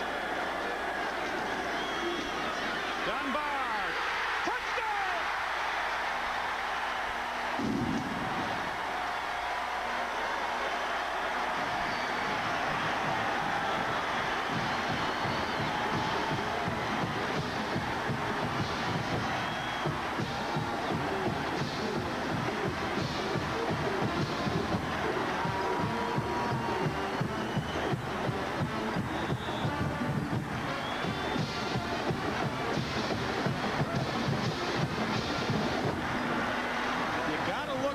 Say what a great call that was, but it was an interesting call in that it wasn't a smash mouth play. It was actually a delay to the tailback. Scott Fennell has the extra point through the uprights. The Hoosiers have scored for the first time in this 2nd half. You can see right off the ball, they didn't attack. They kind of set up and then went after him. It was a delayed draw to the tailback, and look at the power to get into the end zone by Vaughn Dunbar. But see, the lineman just stood up just a little bit. Cal Miller was on the attack with another great block, which which opened it up, and Dunbar just powered the football into the end zone. Second touchdown of the game for Vaughn Dunbar. 9:21 left to go, and it's back to a 3-point ball game in favor of Ohio State. Well, I tell you, we keep talking about unsung heroes in the line. This fella, Cal Miller, boy, what a super block. This is a guy that is just, he's a battering ram. That's all you ask him to do for the most part in the game. He's happy to do it, and boy, he has laid some key blocks today. Dante Lee, talented running back, sophomore for Ohio State, back deep. Hey, by the way, Pat Bill Mallory on the back, he showed a heck of a lot of confidence in his offensive bunch. And they got it done. 27-24, Ohio State by 3. Fennell's kickoff carrying to Dante Lee deep. And sails out of the end zone. Let's head back to the studio for an update at Tim Brando. Chris Gardocki kicked a 57-yarder last week, had 4 today, trying for a 5th and the victory against Georgia Tech. He comes up 2 yards shy. Mark it down, the date November 3rd, Georgia Tech to meet Virginia. They're a contender, not a pretender. The gauge by which greatness is measured in the ACC beat Clemson. They did. Good for old Bobby Ross. I knew him when he was a coach on Marv Levy's staff at Kansas City. Great to see him doing well down there. And I'm going to tell you, anytime you beat Clemson, I don't care whether you beat them at home or away, you're beating a very talented football team. Georgia Tech has got themselves an absolute contender this year. Ohio State offensively, 1st and 10. Fry and company lead by 3. Robert Smith out to the 25, gain of 5. Thus far, Indiana, both offensively and defensively, has responded to the situation that they're in. They're down 10 points in the 4th quarter. Right now, they're doing everything they need to do. They have one big plus on their side. They have 54,000 people to help keep them up. Senior quarterback, Greg Fry. Ducks in under another senior. Dan Beatty is center. 2nd and 5. Raymond Harris tripped up in the backfield. Struggles forward for 2 to the 27. And again, the Hoosiers showing a lot of pursuit to the ball. John Miller closed well. A sea of red here in Bloomington on a sun-splashed afternoon. And what a perfect time to hear the theme song from Jaws. This is suspense at its very best. 4th quarter, Big Ten showdown, 8 minutes left, 3-point difference, 3rd and a long 3. Big play for both teams. From the Buckeye 27.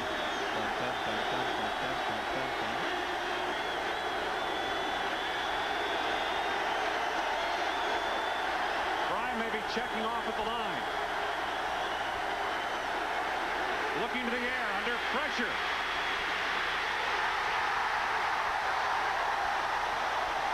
Farrell on the blitz. Honeycutt from the defensive line. The key to this whole play is they showed blitz and backed out of it. They made Greg Fry audible. Then they got all kinds of pressure all over him. Farrell, Honeycutt, the whole crew, they're all going after him for everything they're worth. Big defensive series right there for Indiana. Jeff Bowman out at punt formation. Rob Turner is the deep back. Bowman, good leverage and distance into this one. Turner backing up to his 22. Turner to the 35 before being turned away by Steve Tovar. Indiana trailing by 3 on homecoming with 6:54 left to go in the game. Has it 65 yards away. The Hoosier faithful still very fond of Lee Corso. Lee had a brief tenure here. I tell you, Lee Corso, and I would say this about him even if he weren't working for ESPN. No matter where you go, wherever he's been, people are really like Lee Corso. He's just the type of guy that people care about once they meet him. First down, Hoosiers, 35-yard line. Green still has it. Turner. Oh! Appeared to go through his hands. He had Pelini, and Tim Walton screened him at the last second. This right here could have been the straw that broke the camel's back. A great play fake. You can see Walton is still looking back at the ball. Oh, Turner could have had that one. A difficult catch. But you can see Walton, until the last minute, was looking at the play fake and trying to grab Rob Turner. That was almost a big, big play right there. It was Pelini that got an arm in the air that may have screened the receiver, Rob Turner. 2nd and 10 Hoosiers now. Dunbar reads to the outside. Vaughn Dunbar, first down and then some on about a 14-yard gain, and Pelini in the secondary made the stop. Indiana in business in the Hoosier 49. How about them Devils?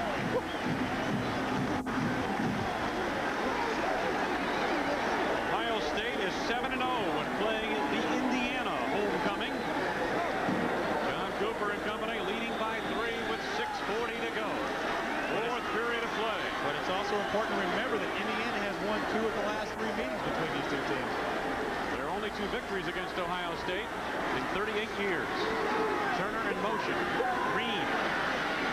Sideline pattern to Thomas again. That's the pass, and you mentioned it earlier.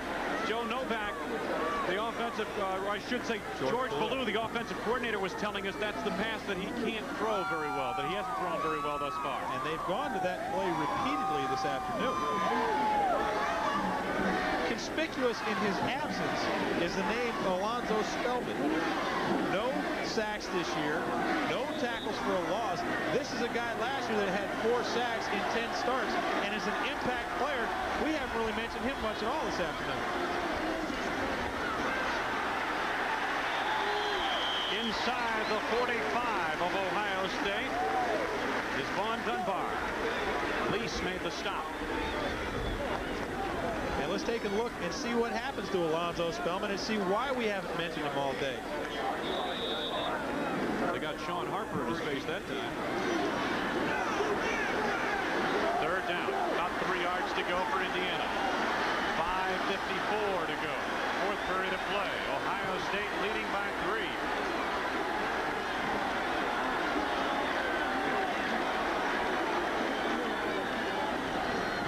Dunbar. That time a little delay, and the Buckeyes were waiting for it. Tovard and Peel. Peel came in from his safety position on a blitz, and he had Dunbar all the way. And Ohio State did to Indiana what Indiana has been doing to Ohio State all day. Out of a base set, they blitzed the backside corner. That was the fella that came in and managed to hit Dunbar in the backfield. On Missouri, another 4th down decision. 4th and 3, they're going for it. This shows a tremendous amount of confidence this close to midfield to go with your offensive crew to try and pick up 3 yards.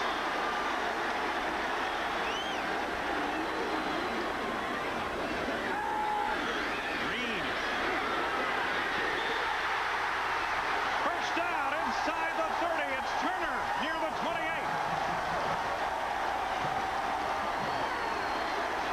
Wow, I'm going to tell you what a great throw this was, because earlier Turner has been running all by himself back there.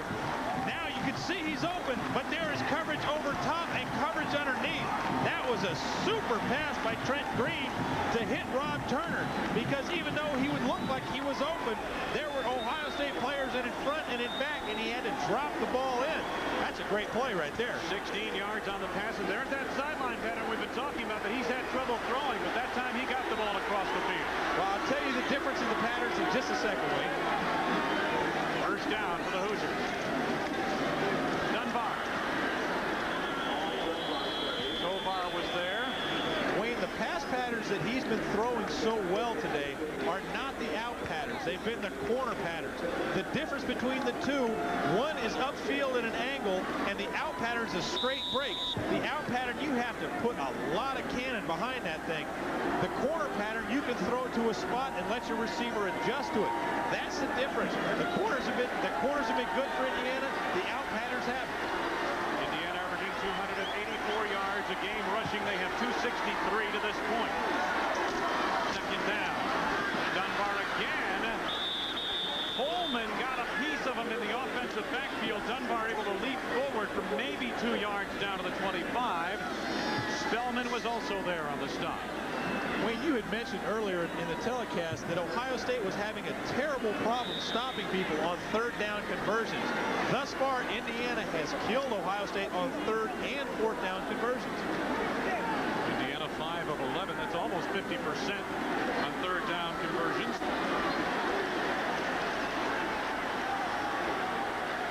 Trent Green, 3rd and 7 from the Buckeye 25.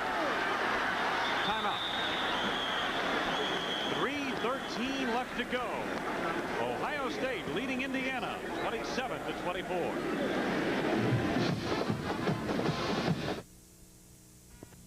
Hey, I'm a businessman. I want to fly in business class. Who wouldn't want to fly in business class? So why does it seem like there's never a business class flight when I want one? Answer that one, will you? TWA has nearly 3 times domestic flights with business class as all other airlines combined. Amazing. It's like they read my mind. Today's TWA. Find out how good we really are. This winter, your whole family can enjoy the great outdoors with Arctic Cat snowmobiles, available at Armin's in Halifax. Arctic Cat is the leading name in snowmobiles, with a model just right for every member of the family. Come see the full line of Arctic Cat snowmobiles at Armin's, one of the nation's largest Arctic Cat dealers. Armin's also carries a wide selection of accessories. Armin's has been in business for over 20 years, so this winter, come to the experts. Arctic Cat and Armin's, 888 Plymouth Street in Halifax. This tournament produced one of the most dramatic victories in the history of the tour. Can the excitement be matched? The Las Vegas Invitational. Coverage continues Saturday and Sunday only on ESPN. One full day of NFL action in just 60 minutes. In-depth highlights of every game played on Sunday. It's football's fastest hour, NFL Primetime. Sundays at 7 Eastern only on ESPN.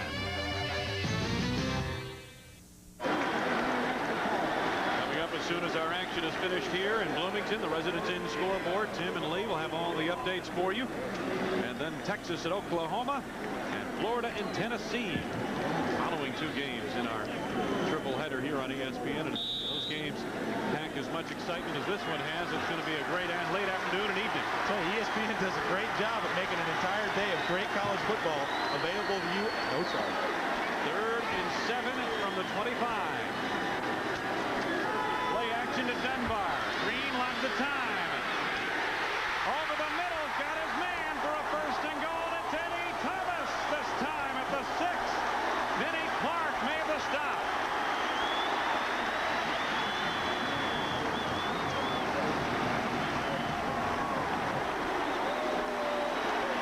I talked earlier about the ability to anticipate a receiver coming open.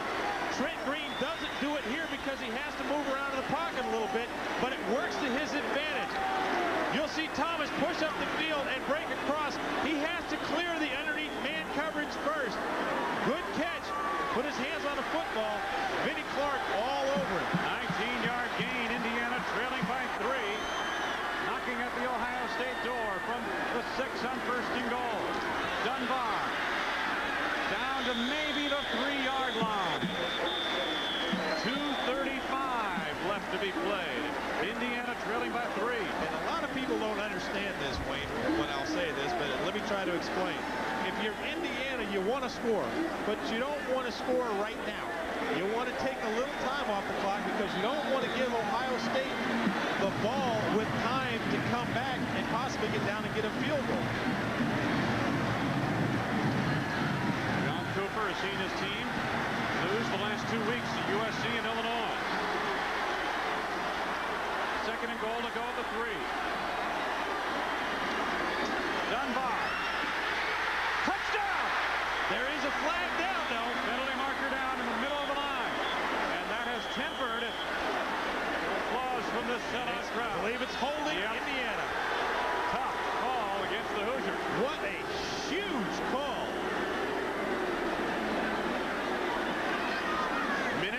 27 left to be played. This will make it second down. Back near the 12-yard line, and it's still a goal-to-go situation, obviously. Jim Kimmerling, the Big Ten referee. They have a hole on the offense. Still second down.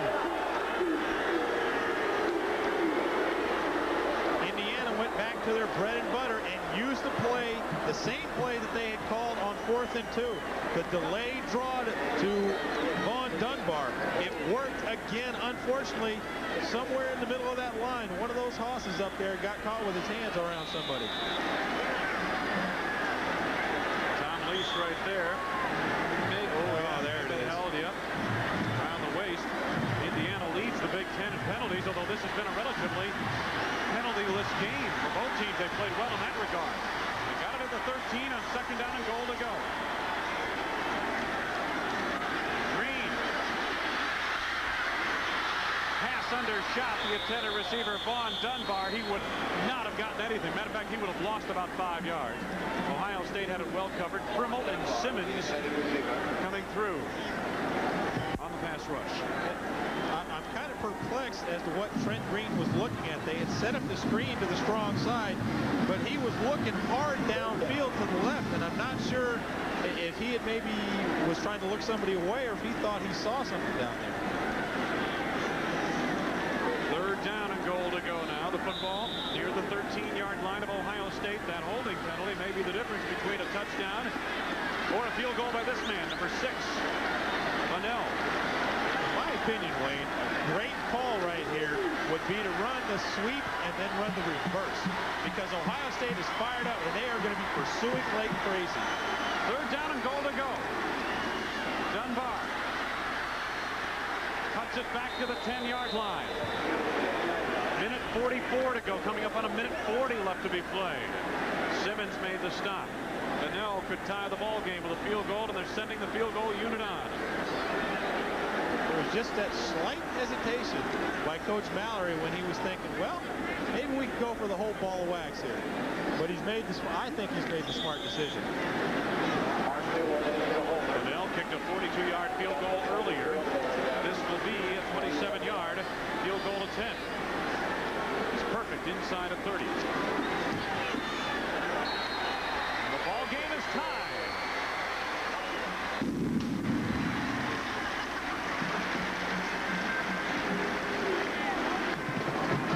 I mentioned it earlier, Wayne. They wanted to score, but they didn't want to score too quickly. A minute 9 left. A 5th-year senior and a 3-year starter.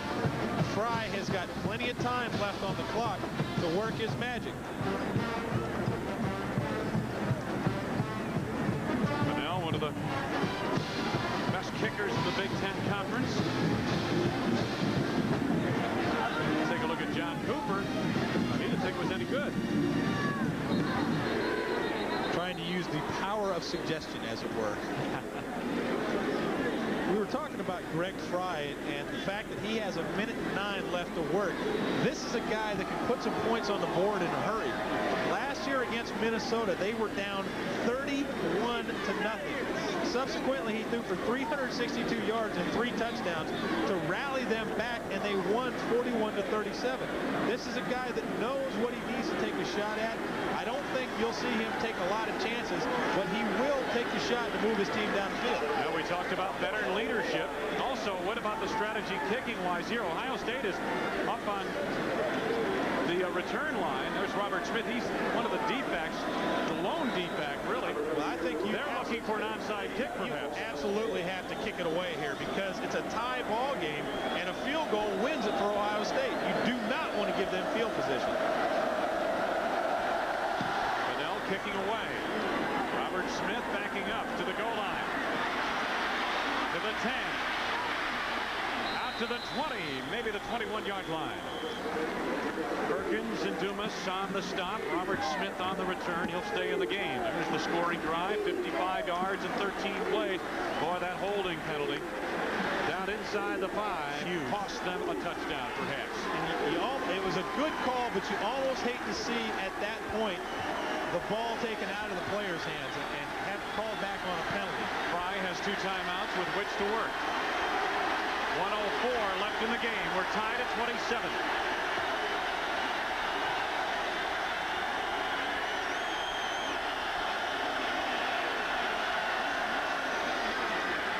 Fly to the air, lots of time. Tried to drill it into his intended receiver, Bernard Edwards. Hagan had the coverage near the 25. Chris McCoy put some last-second pass rush pressure on the quarterback from behind. This is pressure that you can feel. It's like when you know something's coming and boom, let me tell you folks, that hurts. I beg your pardon, Greg Farrell put on the pass rush pressure from behind. Even though he's got rib pads on, which you can see outlined underneath the jersey, that really hurts. Second down and 10 from the 20.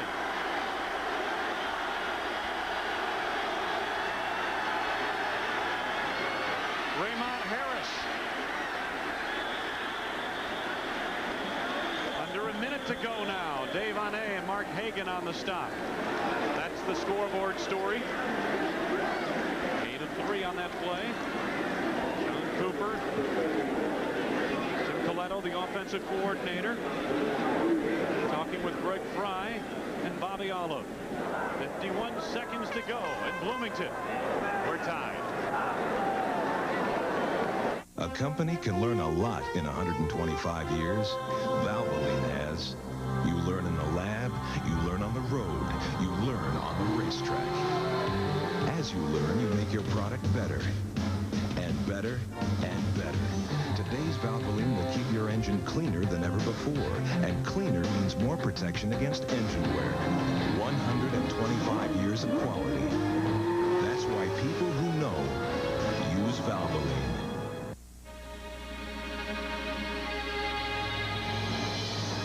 Winning. It can all come down to one spark plug. Champion. No other brand of spark plug in the world has fired more NASCAR, Indy, and Formula One drivers to victory than Champion. Imagine what Champion spark plugs can do for you. Plug in the winners. Plug in the Champion. Because when we race, you win. Pizza Hut presents the $4 pizza deal. We get one pizza. Regular price. The 4 more pizzas are each? $4. What about a Supreme? Regular price. And a pepperoni lovers? $4. How about 3 sausage pizzas? Regular price, $4, $4. 5 Super Supremes. Regular price, $4, $4, $4, $4. For a limited time, first pizza regular price up to 4 more, just $4 each. Okay, how about a meat lovers, 2 pepperoni lovers, a Ferrari, and a sausage pizza? Regular price, $4, $4. $145,580. $4. Whoa, she's good. Ben Bennett, David Perch, journalism major here at Indiana, has been patrolling the sidelines for us. It's been a marvelous afternoon of college football here in Big Ten country. Third down for Ohio State. 7 yards to go at the Buckeye 23.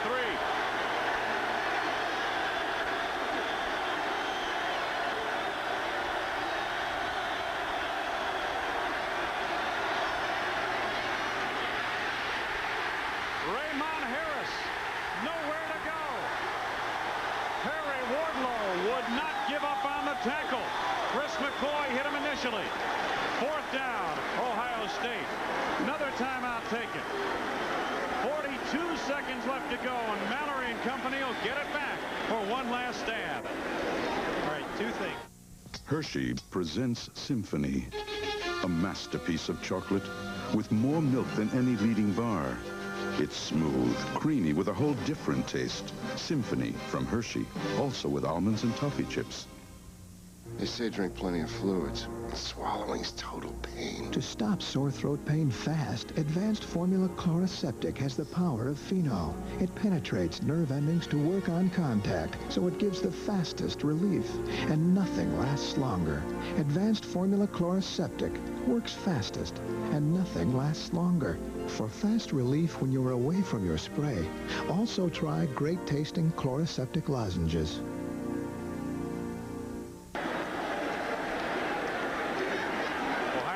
Punt formation. They've had trouble with block kicks, like 3 in the last 3 weeks, including 2 punts. This guy has blocked 8 kicks in his career. 2 already this season. Jeff Bolman in punt formation. High snap. And good protection. Turner Lets it hit on the 40. Took an Ohio State hop for a moment and then picked up by Rich Primble, the tight end. No timeouts left for Indiana. 33 seconds with which to work, and a sophomore quarterback going to be coming out to lead the Hoosiers. When you've got a kick blocker like this, boy, you do everything you can to stop him. They could have called that a hold. Had they been watching that, they could have called that a hold and given him another shot to come back and block another one. All right, so now you're Indiana. You've got the opportunity to move the ball down the field and take a shot at a field goal. Don't make any mistakes down here, but you've got to take some chances. First down, 34-yard line, Hoosier territory. Green. Going to take it himself. Out near the 49-yard line.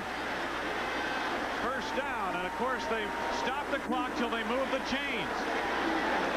Jason Simmons recovered to make a stop for the Ohio State defense along with Steve Tovar. Indiana goes without the huddle. And Trent Green grounds the football, stopping the clock with 22 seconds remaining. If you're thinking ahead to field goal, Bunnell's longest is 43 coming into today's game. He hit a 42-yarder earlier.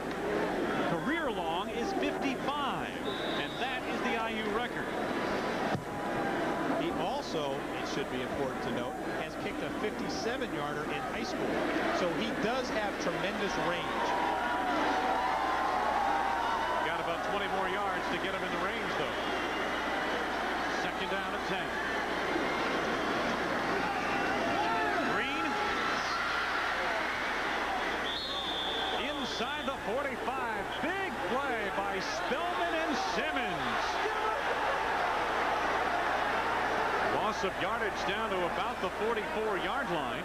It's a loss of 5 and a big sack for that Ohio State defense. And as soon as you tell him that he's not around, look who comes in and helps out on a big play.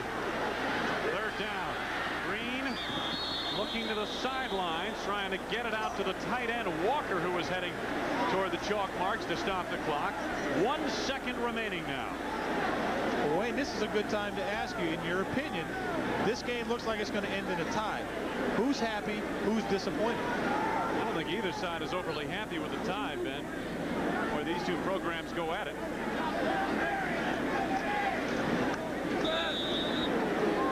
Bill Mallory's team meeting its first major challenge of the season, though. He has to be happy with the way they came back in the fourth period from a 10-point deficit. They have proven a lot to themselves, I'm sure, with their effort in the fourth quarter. They had the opportunity to win it, but a tie is much better than a loss, and I think they've got to be proud of what they've done so far. Final play of the game.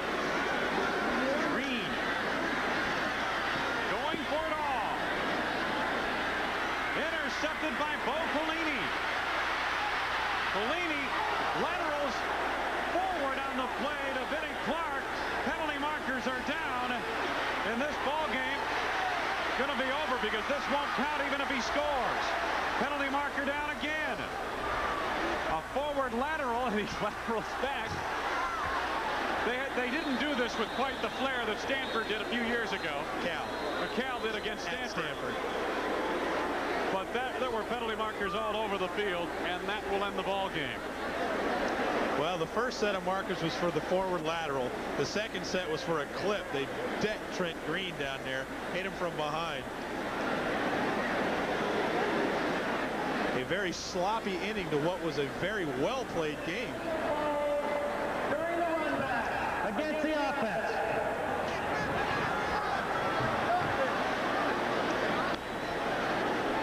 During the run back, this game apparently is going to end at a tie, but a somewhat strange ending with the flags all over the field. And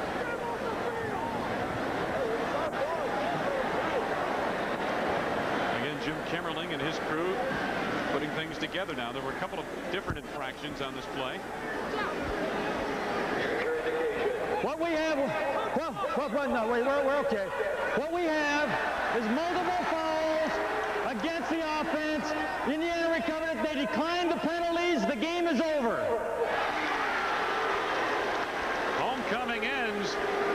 7-all. For Ben Bennett, this is Wayne Larrabee. So long from Bloomington. Special thanks to Kit Klingelhofer of Indiana and Steve Snap of Ohio State. Our thanks to Wayne Larrabee and Ben Bennett. Tim Brando back in our college football studios. We welcome you to the Residents in College Football Scoreboard, abbreviated because we have game 2 of our triple header to get underway.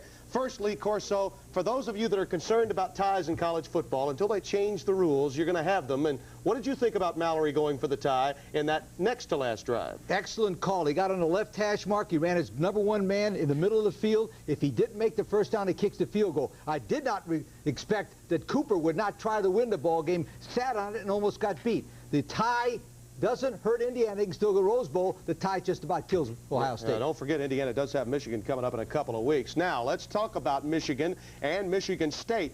That ball game now 7-0 the Wolverines. Gerback to Derek Alexander, a 16-yard scoring strike. Virginia is for real. If there was ever any doubt, it's over now. Dick Sheridan's club, in the past, an upset-minded Wolfpack club. Virginia wins it today 31-0. Sean Moore having a field day. Cavs off to their best start since '49. Clemson and Georgia Tech. Folks, this is the story of the game. Chris Gardocki, 4 field goals in the game thus far. He had a 57-yarder last week after a poor punt by Georgia Tech. All Clemson needed was 1 first down to put him in range. They didn't.